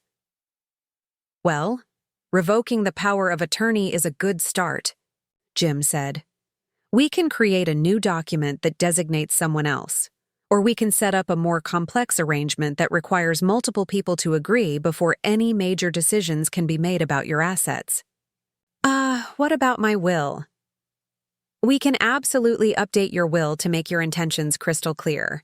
We can also create what's called a living trust, which would make it much harder for anyone to challenge your decisions about your property after your death. And what about while I'm alive? What if they try to have me declared mentally incompetent? That's much harder to do than most people realize, Jim said. You'd have to be evaluated by medical professionals, and there would be a court hearing where you'd have the right to legal representation. But Angela, if you're genuinely concerned about your physical safety, we should discuss involving law enforcement. I'm not ready for that yet, I said, but I want to make sure I'm protected legally. We spent the next 2 hours revising my documents. I revoked Michael's power of attorney and created a new arrangement that required both Jim and my sister Helen to agree before any major financial decisions could be made on my behalf. I updated my will to leave my house to a charity rather than to Michael, with a provision that explicitly stated this decision was made due to pressure and threats from his fiancée.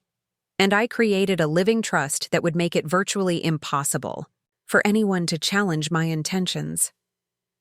There's one more thing I'd recommend, Jim said as we finished. I think you should consider installing a security system in your house. Cameras, alarms, something that would document any threats or aggressive behavior. That's a good idea, I said. Can you recommend someone? I have a client who runs a security company. I'll give him a call and ask him to contact you today. As I left Jim's office, I felt more prepared for the battle that was coming. Sarah might think she had all the advantages, but she'd underestimated how determined I could be when someone threatened everything I cared about. But I also knew that revising my legal documents was only the first step. Sarah had already shown that she was willing to use violence to get what she wanted. Now that her financial situation was becoming even more desperate, there was no telling how far she might be willing to go. The security company Jim recommended was able to install cameras and an alarm system that very evening. The technician, a professional woman named Lisa, was sympathetic when I explained that I was concerned about my safety. We see this more than you might think, she said, as she positioned cameras in my kitchen and living room. Family members who become threatening when elderly relatives won't cooperate with their plans. The good news is that once people know they're being recorded, they usually modify their behavior pretty quickly. What if they don't? Then you have evidence, Lisa said simply. Evidence that can be used for restraining orders, criminal charges, whatever legal protection you need. That night, as I lay in bed in my house that was now monitored by security cameras, I felt more secure than I had since the night Sarah pushed me down the stairs. I had legal protection, financial protection, and physical security measures in place. But I also knew that the real test was coming tomorrow, when I would have to tour Golden Years Manor with Sarah and pretend that I was seriously considering moving there. I would have to act like the confused, frightened old woman she expected me to be while actually gathering more information about her plans. It was going to be the performance of my life, and if I did it right, it might be the beginning of the end for Sarah Morrison. The morning of the Golden Years Manor tour arrived gray and drizzling, which seemed fitting for what I was about to endure. I dressed carefully, choosing clothes that made me look frail and uncertain rather than determined and sharp.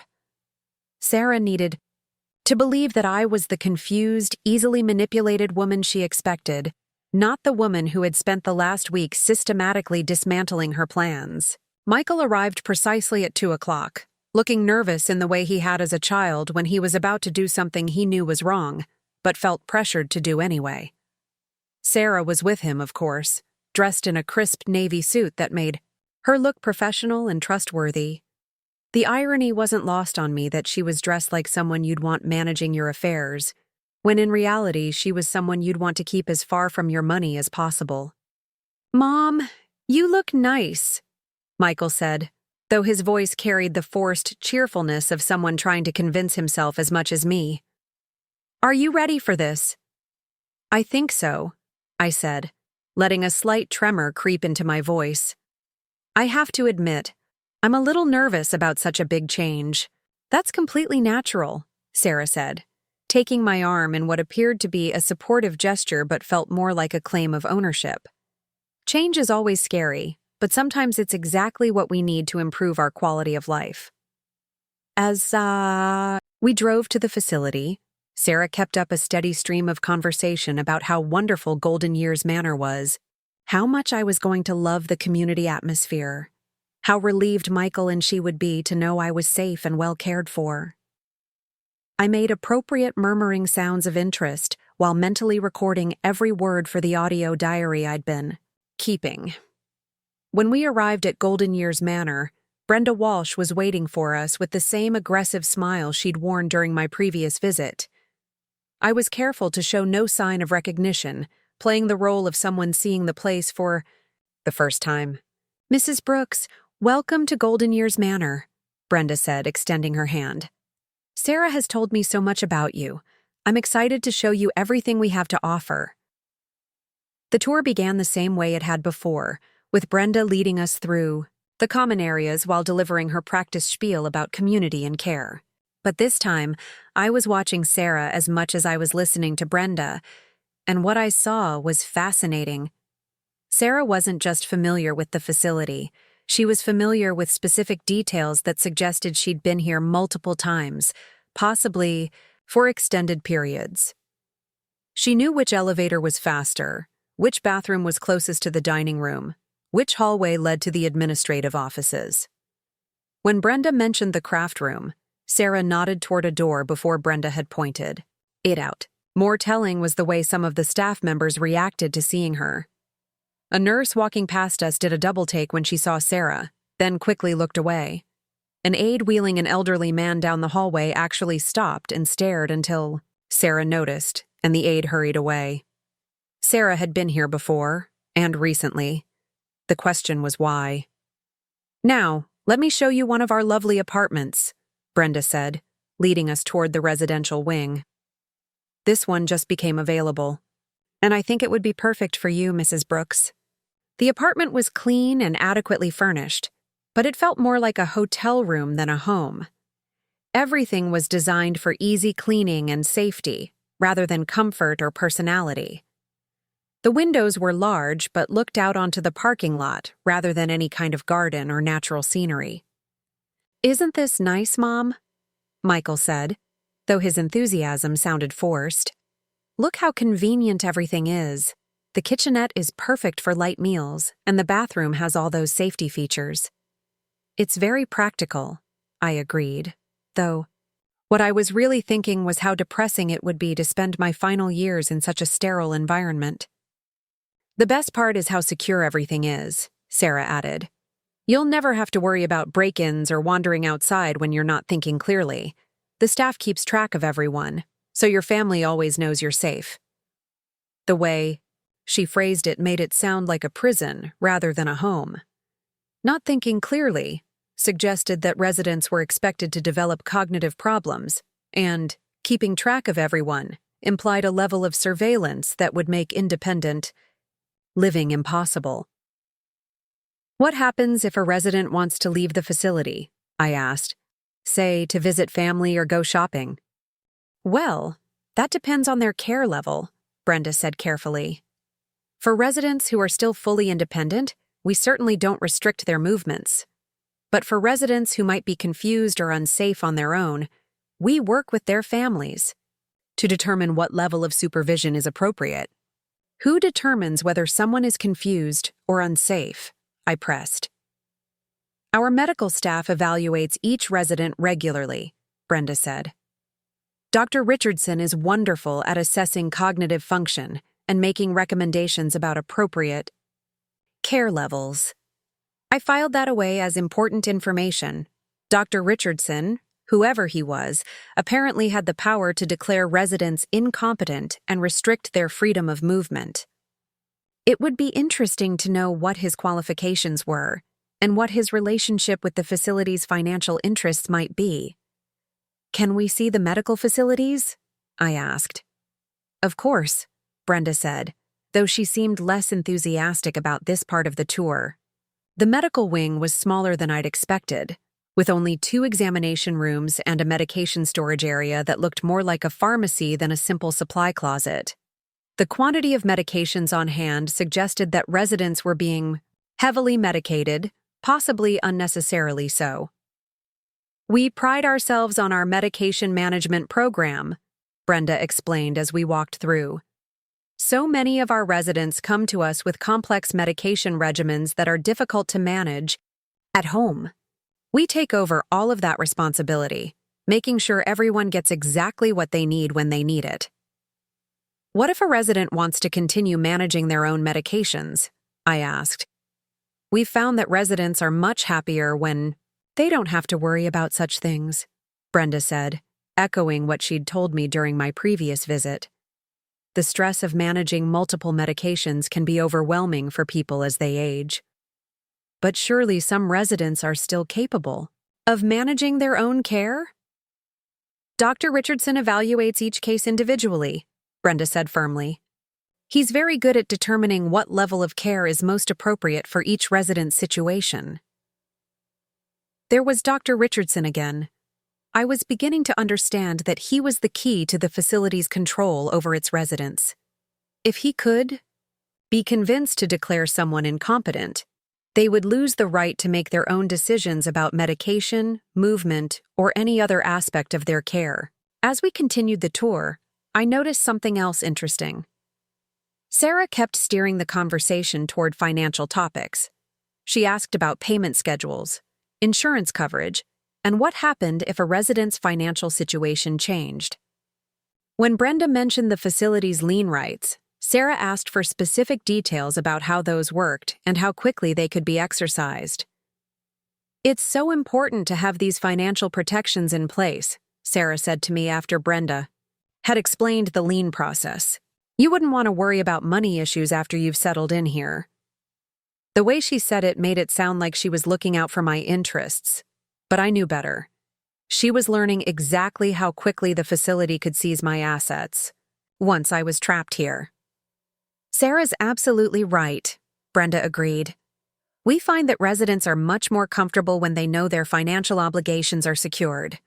That's why many of our residents choose to sign over power of attorney to trusted family members who can handle all the business details. Power of attorney. There it was again, the legal tool that would give Sarah control over my finances once Michael signed the documents. Between Dr. Richardson's ability to declare me incompetent and the facility's lien rights, they had created a perfect system for transferring wealth from vulnerable residents to the facility and their families. What percentage of your residents have family members managing their finances? I asked. Oh, I'd say about 80%, Brenda said. It's really the most practical arrangement for everyone involved. 80%. That meant the vast majority of residents had been stripped of financial autonomy, either through family pressure or medical declarations of incompetence. As we concluded the tour, Brenda led us back to her office to discuss next steps. The packet of information she gave me was different from the one I'd received during my solo visit, with several additional forms that I hadn't seen before. These are just preliminary documents, Brenda explained. Nothing binding, of course, but they help us get the process started if you decide Golden Years Manor is right for you. I flipped through the forms, recognizing several that were designed to gather detailed financial information, bank account numbers, property ownership details, insurance policies, investment accounts. There was also a medical release form that would give the facility access to all my health records, and a document that looked suspiciously like a preliminary power of attorney transfer. "This is quite comprehensive," I said. "We like to be thorough," Brenda said. "The more information we have up front, the smoother the transition process. When would you need these completed?" "Well, that apartment I showed you is quite popular," Brenda said. "If you're interested in it, I'd recommend getting your application in as soon as possible. We do have a waiting list." The pressure was subtle, but unmistakable. Act quickly or lose this wonderful opportunity. It was classic high-pressure sales tactics, designed to prevent potential residents from having time to think carefully about their decision or seek outside advice. "I understand," I said. "Can I take these home to review them?" "Of course," Brenda said, though her smile faltered slightly. "But as I mentioned, that particular apartment won't be available indefinitely." As we drove home, Sarah was practically vibrating with excitement. "Wasn't that wonderful, Angela?" she gushed. "I can just picture you there, making new friends, participating in all those activities. And the peace of mind for Michael and me, knowing you're safe and well cared for." "It certainly seems like a very secure facility," I said carefully. "Exactly," Sarah said. "Security is so important at your age. You need to be somewhere that people are looking out for you, making sure you're taking your medications properly, making sure you're not making any decisions that might not be in your best interest." There it was, stated more clearly than ever. Sarah wanted me somewhere that other people would make decisions for me, where I would have no control over my own life or assets. "When do you think you'd like to move in?" Michael asked. "I mean, if you decide it's right for you." "Well, Brenda made it sound like I shouldn't wait too long if I want that particular apartment," I said. "She's absolutely right," Sarah said, quickly. "Places like Golden Years Manor have long waiting lists. If you're serious about this, we should probably get your application in this week." This week. She wanted to have me committed to the facility within days, before I had time. "To change my mind or seek outside advice? That does seem fast," I said. "Don't I need to sell my house first? Figure out the financial arrangements?" "Actually, that's not necessary," Sarah said, and I could hear the calculation in her voice. "The facility works with families to handle all those details. You could move in immediately and sort out the property sale afterward." "But how would I pay for the facility if I haven't sold the house yet?" "Michael and I could help with the initial payments," Sarah said. "As a family. Loan, of course. Then when the house sells, you could pay us back and have money left over for your care." It was brilliantly conceived. They would pay for my initial stay at Golden Years Manor, which would give them even more leverage to pressure me into selling my house quickly and at below market value. I'd be trapped in the facility, dependent on their financial support, with no choice but to accept whatever terms they offered for my property. "That's very generous of you both," I said. "It's what families do for each other," Sarah said. "We take care of each other." When we arrived back at my house, I invited them in for coffee, partly to maintain the pretense of being a grateful future resident, but mostly because I wanted to test something. As Sarah and Michael sat at my kitchen table discussing the details of when I might move to Golden Years Manor, I excused myself to use the bathroom. Instead, I went to the small office where I'd hidden the audio recorder that was documenting our conversation. But I also activated the new security cameras that had been installed, making sure they were recording everything that happened in my kitchen. When I returned to the table, Sarah was examining the forms from Golden Years Manor. "You know, Angela, it might make sense to get started on some of this paperwork tonight," she said. especially the financial disclosure forms. That way, if you decide to proceed, we won't lose any time." "I suppose that makes sense," I said, though every instinct I had was screaming at me not to put my financial information in Sarah's hands. "I could help you fill them out," Sarah offered. "Some of these questions can be confusing, and I want to make sure everything is accurate." Of course she wanted to help. She wanted to see exactly what assets I had, which accounts contained the most money, and how those assets were currently protected. "That's thoughtful of you," I said. "But I think I'd prefer to review them with my lawyer first. These are pretty important documents." Sarah's expression tightened almost imperceptibly. "Is that really necessary? They're just informational forms." "I'm sure they are," I said. "But Robert always taught me never to sign anything financial without having a lawyer review it first. It's just a habit." "Of course," Sarah said, though her voice had gone cold.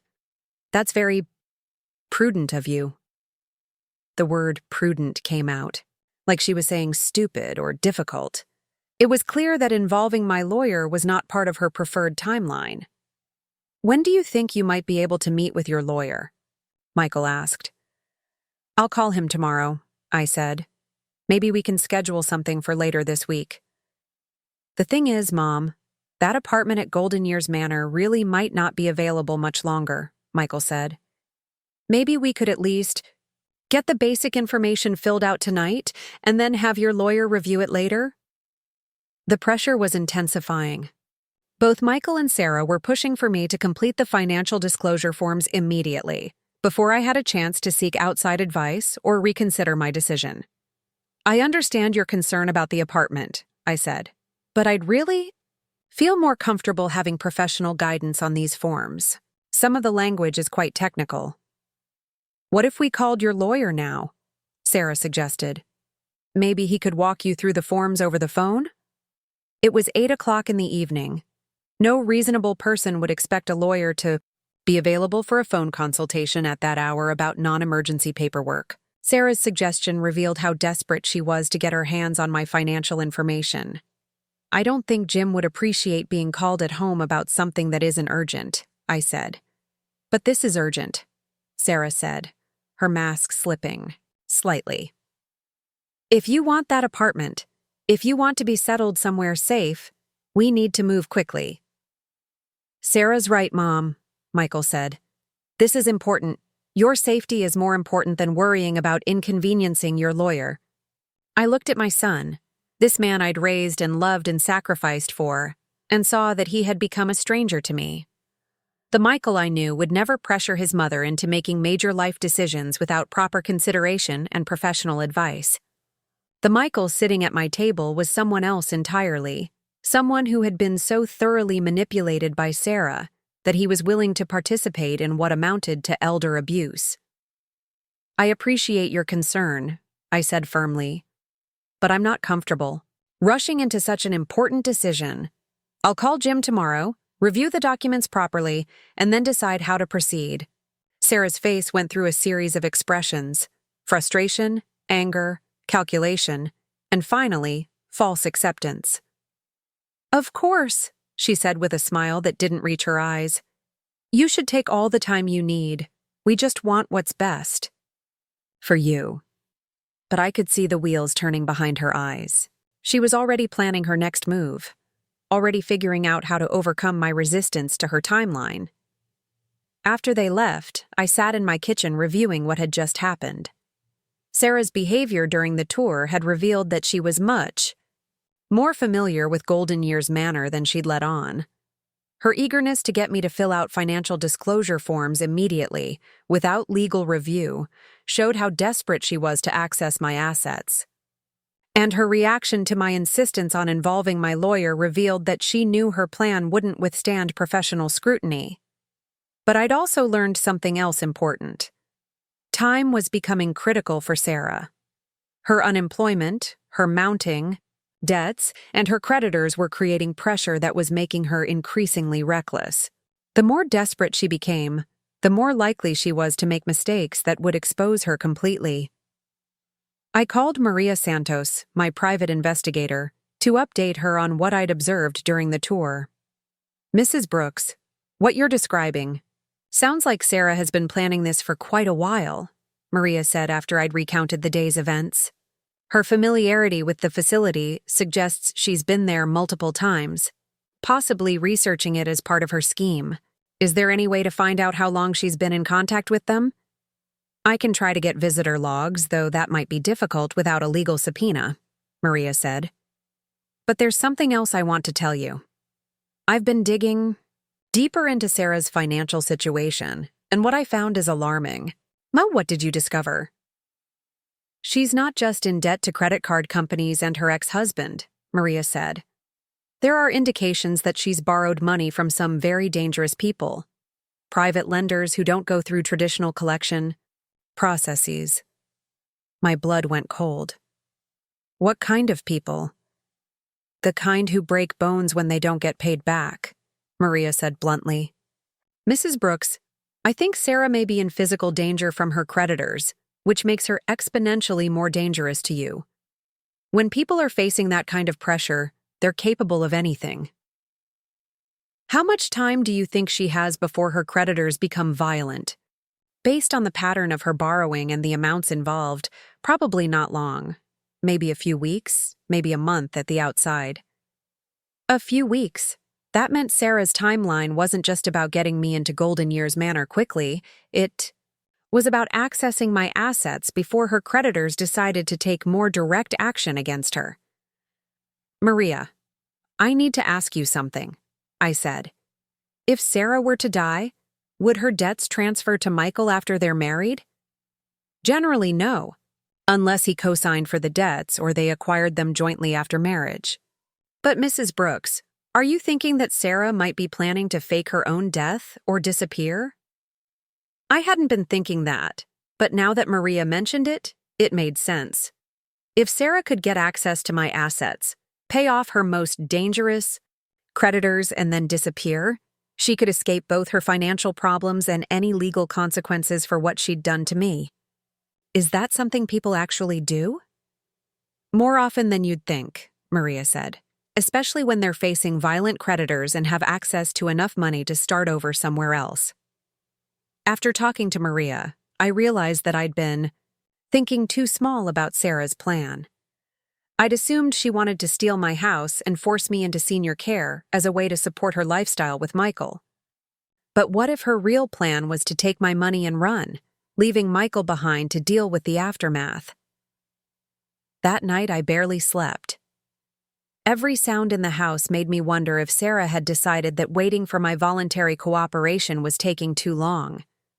I kept the security system armed and my phone within reach, but I knew that if she was truly desperate enough, a security system might not be enough to protect me. The next morning, I called Jim Patterson as soon as his office opened. "Jim, I need to see you today," I said. "Something happened yesterday that makes me think Sarah is planning to accelerate her timeline." "What kind of something?" I told him about the tour, about Sarah's pressure to complete financial disclosure forms immediately, about her familiarity with the facility that suggested prior planning. "Angela, what you're describing sounds like someone who's preparing to commit a significant financial crime," Jim said. "I think it's time we involved law enforcement." "What would I tell them? That my son's fiancé wants me to move into senior care and sell my house?" "You'd tell them about the threats, about the pressure tactics, about her attempts to rush you into signing financial documents without legal review," Jim said. "And most importantly, you'd tell them about your suspicions regarding what really happened the night you fell down the stairs." I took a deep breath. I'd been avoiding making that accusation because I knew how difficult it would be to prove, and because I was afraid it would destroy my relationship with Michael permanently. But I was beginning to understand that my relationship with Michael was already destroyed, corrupted by Sarah's manipulation to the point where he was actively participating in what amounted to a conspiracy against me. "All right," I said. "Let's involve the police." "I'll make some calls and set up a meeting," Jim said. "In the meantime, I want you to be very careful. Don't be alone with Sarah under any circumstances, and don't sign anything, no matter how much pressure they put on you. What if they try to have me declared mentally incompetent?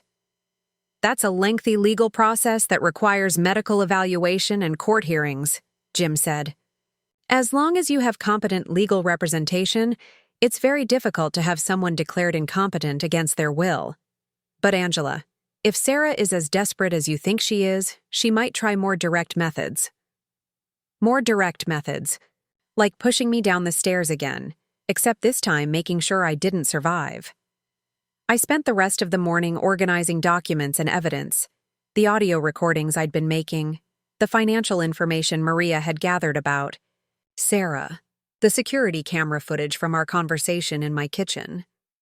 If I was going to accuse Sarah of attempted murder and conspiracy to commit financial elder abuse, I wanted to make sure I had everything the police would need to take my claims seriously. At 2 o'clock, I met with Detective Raymond Mills, AIC, veteran investigator who specialized in crimes against elderly victims. Jim had arranged the meeting, and we sat in his conference room while I laid out everything I knew about Sarah's background, her financial desperation, and her systematic campaign to gain control of my assets. Mrs. Brooks, what you're describing is a pattern we see unfortunately often, Detective Mills said after I'd finished. Younger people who target elderly individuals with valuable assets, gain their trust or their family's trust, and then manipulate them into signing over property or moving into controlled environments. What can be done about it? That depends on what crimes we can prove, Detective Mills said. The pressure tactics you've described could constitute elder abuse, depending on how explicit the threats were. The attempt to rush you into signing financial documents without legal review could be attempted fraud. And if your suspicions about being pushed down the stairs are correct, we're talking about attempted murder. But can any of it be proven? Let's start with what we have, Detective Mills said. You mentioned that you've been recording conversations. Can I hear some of those? I played several of the recordings I'd made, including the conversation from the previous evening where Sarah had pressured me to complete financial forms immediately. Detective Mills listened carefully, occasionally asking me to replay certain sections. These recordings are helpful, he said when I'd finished. They establish a pattern of financial pressure and manipulation. But I have to be honest with you, Mrs. Brooks. It's going to be difficult to prove criminal intent based on what we have so far. What would it take to prove criminal intent?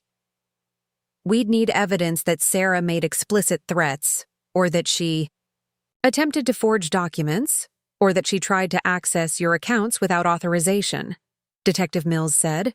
The strongest case would be if we could get her to make incriminating statements that clearly demonstrate criminal intent. How would we do that?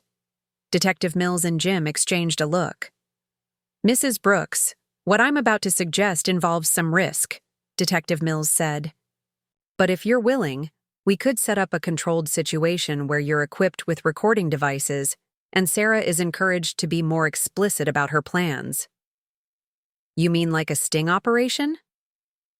Something like that, Detective Mills said. You'd meet with Sarah in a controlled environment, we'd have surveillance equipment running, and you'd steer the conversation toward topics that might cause her to reveal her true intentions.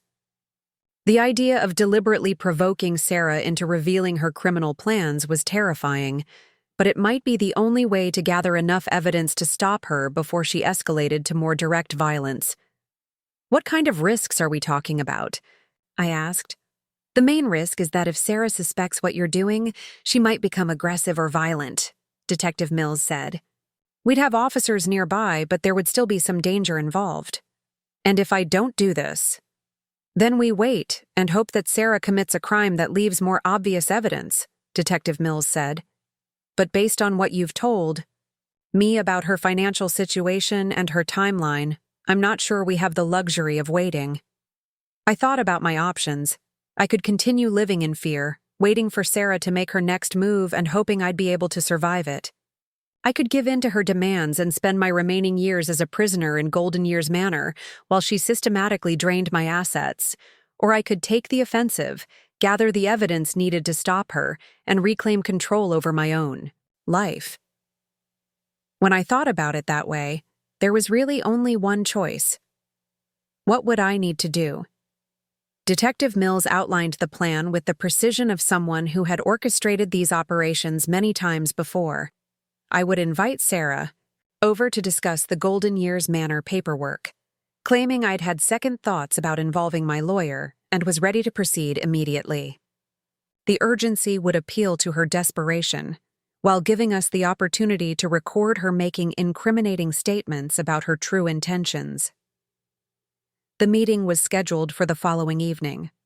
Detective Mills and his team would be positioned outside my house with surveillance equipment, ready to intervene if Sarah became violent.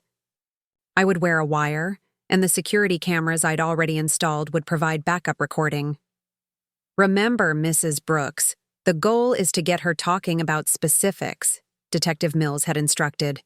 We need her to admit to planning financial fraud, to acknowledge her debts and desperation, and ideally, to make some reference to what really happened the night you fell. As 6 o'clock approached, I found myself surprisingly calm. Perhaps it was because I finally felt like I was taking control of my situation instead of simply reacting to Sarah's machinations. Or perhaps it was because I knew that within a few hours, this nightmare would finally be over, one way or another. Sarah arrived precisely on time, carrying a bottle of wine and wearing an expression of barely contained excitement. She thought she was finally going to get what she'd been working toward for months. "Angela, I'm so glad you called," she said, settling into the chair across from my kitchen table. "I was worried that your lawyer might try to complicate things unnecessarily." "I realized you were right about not wanting to lose that apartment," I said, playing my role carefully.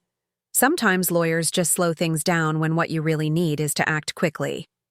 "Exactly," Sarah said, pulling out the Golden Years Manor paperwork. These forms are really very straightforward. Most of it is just basic information about your assets and income. As we began working through the forms, I steered the conversation toward topics that would reveal Sarah's true motivations. "I have to admit, I'm a little nervous about the financial aspects," I said. "This is such a big change, and these costs are quite substantial." "That's why it's so important to get everything organized properly," Sarah said. "The facility needs to understand your complete financial picture so they can structure the payment plan appropriately. What happens if I run out of money? What if the costs are higher than expected?" Sarah's eyes lit up in a way that was genuinely chilling. "Well, that's where the family support comes in. Michael and I would never let you struggle financially. We'd make sure you have everything you need." "That's very generous, but I wouldn't want to be a burden." "You wouldn't be a burden," Sarah said, leaning forward intently. "Look, Angela, let's be honest about something. You have assets that aren't really doing you any good just sitting there. That big house, for instance. You can't maintain it properly anymore, and it's just going to become more of a liability as you get older." "I suppose you're right. What would you suggest?" "The smartest thing would be to sell it as soon as possible, while the market is still strong," Sarah said. "Michael and I have been talking about it, and we'd be willing to take it off your hands at a fair price. That way, you'd have immediate cash for your care costs, and we'd handle all the hassle of dealing with real estate agents and inspections and all that complicated stuff." "What would you consider a fair price?" "Well, obviously, it would need to be below market value since we'd be taking it as is, without repairs or improvements," Sarah said. "We were thinking somewhere around $250,000, maybe $275 if the inspection comes back clean. $250,000 for a house worth over $400,000. She was planning to steal nearly $200,000 from me and calling it a family favor. That seems like quite a discount from what I thought the house was worth." "Angela, you have to be realistic," Sarah said, her voice taking on a harder edge. Houses that need work don't sell for full market value. And besides, this way you avoid all the costs and delays of putting it on the open market. You get cash immediately, we get a property we can fix up, and everyone wins. I see. And what about my other assets? My savings accounts? My investments? Well, once you're at Golden Years Manor, you really won't need much cash, Sarah said. The facility handles everything for you. It might make sense to consolidate your accounts. Maybe have Michael manage them for you so you don't have to worry about all those financial details. There it was. She wanted control of my house and my bank accounts, leaving me completely dependent on her and Michael for everything. That sounds very convenient, I said. But what if something happens to Michael? What if something happens to you? Who would manage my affairs then? Sarah's expression flickered for just a moment, and I saw something calculating and cold. Nothing's going to happen to us, Angela, she said. We're young and healthy. But if something did happen, the facility would make sure you're taken care of. That's what you're paying for. I suppose. It's just that this is all happening so fast. A few months ago, I was living independently in my own home, and now you're making smart decisions about your future, instead of clinging to a past that isn't sustainable, Sarah interrupted. Angela, I'm going to be direct with you because I care about you. You had a serious fall. You could have died. If I hadn't found you when I did, you might have laid there for days before anyone discovered you. If she hadn't found me? The phrase was fascinating, considering that she was the one who had pushed me. That's true, I said carefully. I'm grateful that you came by when you did. But here's the thing, Sarah continued, leaning forward with an intensity that made me uncomfortable. What if next time there's no one there to find you? What if you fall again, or have a medical emergency, or just become confused and do something dangerous? At your age, living alone is basically a suicide risk. You really think I'm in that much danger? I think you're in more danger than you realize, Sarah said. And there was something in her voice that sounded like a threat. Accidents happen, especially to elderly people who are stubborn about accepting help. Sometimes it takes a real tragedy to make people understand that they need to make changes. The recording device hidden in my clothing was capturing every word, and I knew the surveillance team outside was hearing everything through their equipment. What kind of tragedy? I asked. Oh, you know, Sarah said with false casualness. Kitchen fires from forgotten burners. Falls downstairs that are more serious than the first one. Medical emergencies that go unnoticed because there's no one around to call for help. The statistics for elderly people living alone are really quite frightening. She was describing exactly how she could kill me and make it look accidental. More importantly, she was making it clear that she'd already thought through multiple scenarios for eliminating me if I didn't cooperate with her plans. That is frightening, I said. I suppose I really should be taking this more seriously. You absolutely should, Sarah said. And that's why we need to get these forms completed tonight and get you moved into Golden Years Manor as soon as possible. Every day you stay in this house is another day you're risking something terrible happening. You're right. Let me get my financial documents so we can complete these forms properly. I excused myself to get the papers from my desk, but what I was really doing was giving Detective Mills's team the signal we'd arranged. When I returned to the kitchen, Sarah was on her phone, speaking in low, urgent tones. No, I told you. It's going to be soon, she was saying. A few more days, maybe a week at the outside. Yes, I understand the timeline. Yes, I know what happens if I don't deliver. She hung up quickly when she saw me returning. Sorry about that, she said. Just work stuff. But I'd heard enough to understand that she wasn't just desperate for my money. She was being threatened by her creditors.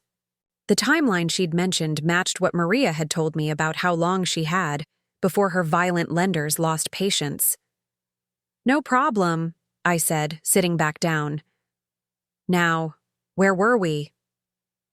As we continued working through the paperwork, Sarah became increasingly aggressive about getting me to sign documents immediately rather than reviewing them carefully.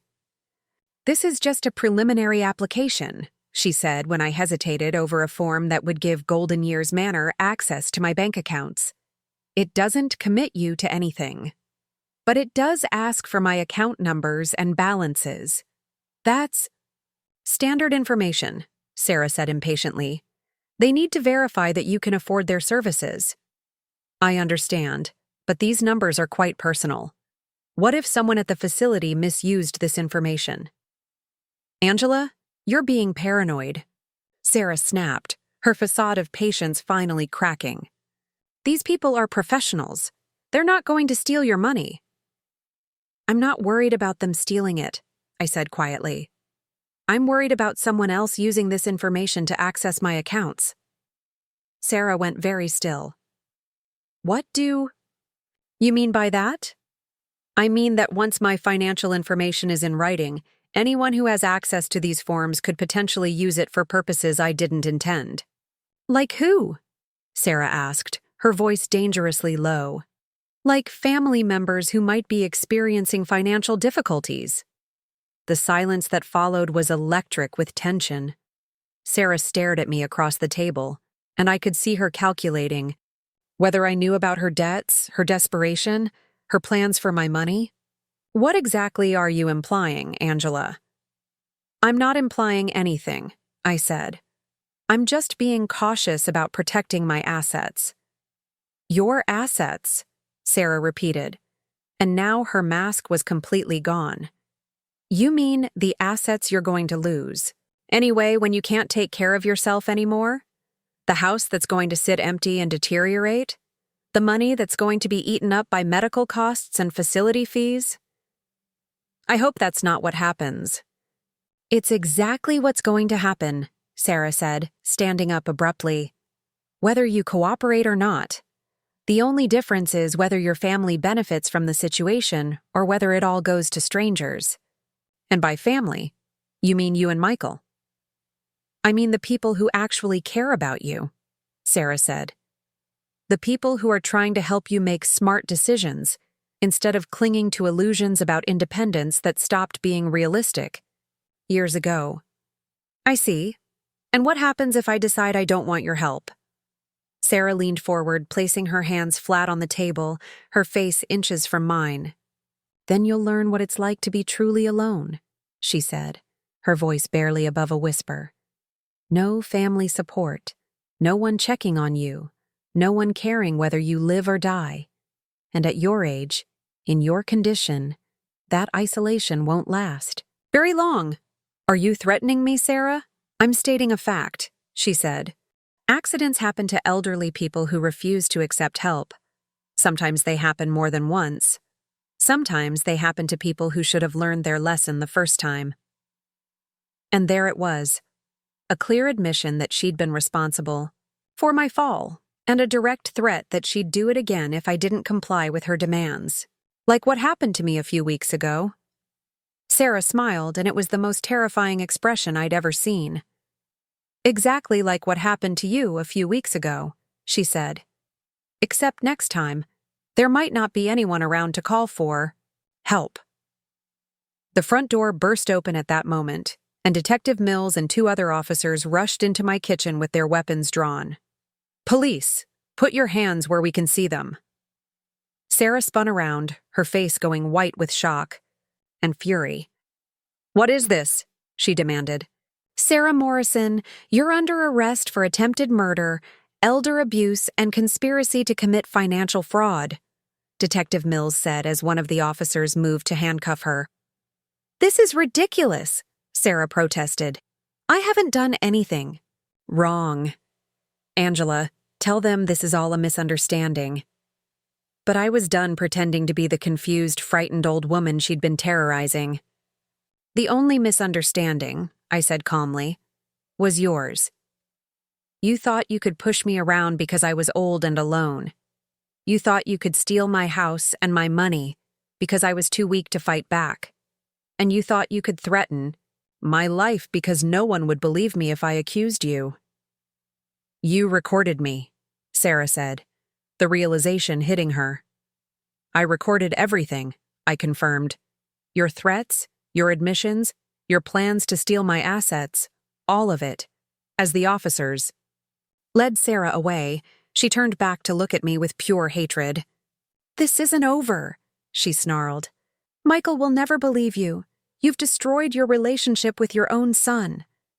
"My relationship with my son was destroyed the day he chose you over me," I said.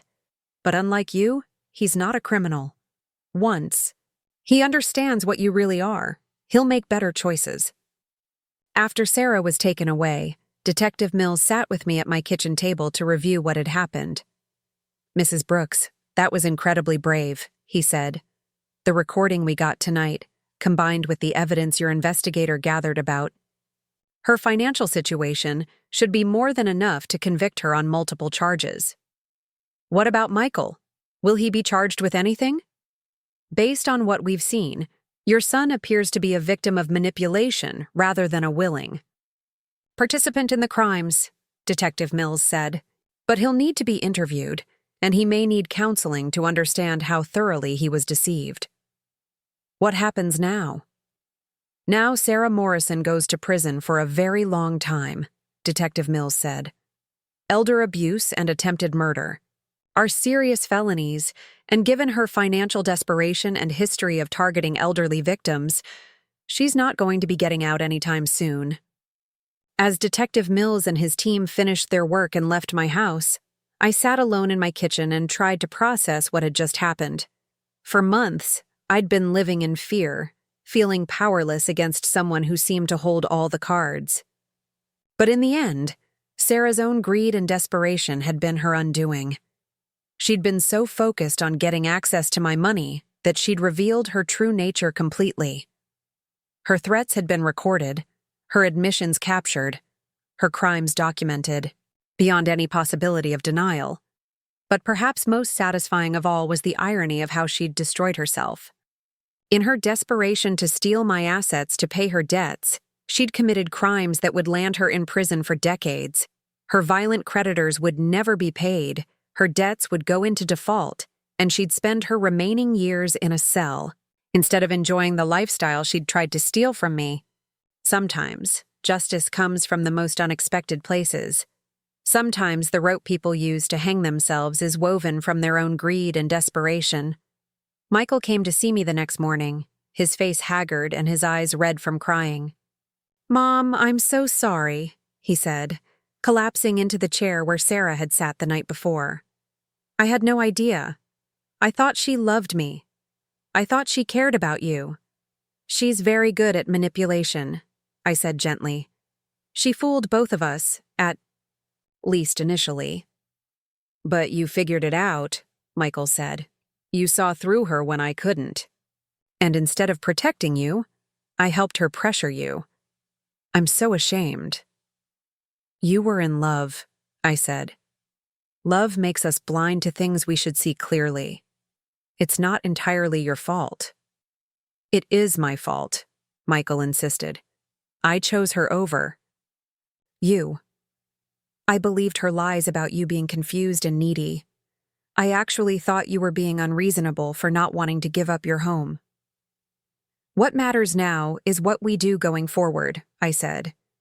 "Sarah is going to prison, her creditors are going to destroy her financially, and we're going to rebuild our relationship." "Can we?" Michael asked. "After everything I did? After how I betrayed you? Can we really go back to being mother and son?" I reached across the table and took his hand, the same hand I'd held when he was learning to walk, when he was scared of thunderstorms, when he was heartbroken over his first girlfriend. "We're always going to be mother and son," I said. "But you're going to have to earn back my trust, and you're going to have to learn to see me as a person who deserves respect, not a burden to be managed." "I will," Michael promised. "Whatever it takes, however long it takes, I'll prove to you that I'm worthy of being your son again." As we sat together in my kitchen, in the house that I'd fought so hard to keep, I felt something I hadn't experienced in months: peace. The nightmare was over. Sarah was gone, her schemes had collapsed, and my son was beginning to understand the magnitude of what he'd almost lost. I was 73 years old, but I felt stronger and more capable than I had in years. I'd faced down a predator who'd tried to destroy me, and I'd won. I'd protected my home, my assets, and my independence. Most importantly, I'd shown myself that age doesn't make you weak, it makes you wise. And wisdom, as Sarah Morrison learned too late, is far more dangerous than she ever imagined. The house on Maple Street still stands, its wraparound porch and mature oak trees exactly as Robert and I designed them. I still tend my garden, still cook in my kitchen, still sleep in the bedroom we shared for so many years. But now I also have something I didn't have before: the absolute certainty that I can protect what matters to me. Sarah pushed me down the kitty stairs, thinking she could break my body and my spirit. Instead, she broke herself against my determination to survive. She pushed herself into bankruptcy, into prison, into a future that holds nothing but consequences for her crimes. Sometimes the best revenge is simply refusing to be a victim. Sometimes justice comes not from what you do to your enemies, but from what they do to themselves. And sometimes, when someone tries to push you down, the smartest thing you can do is stand back up and watch them fall. Up next, you've got 2 more standout stories right on your screen. If this one hit the mark, you won't want to pass these up. Just click and check them out.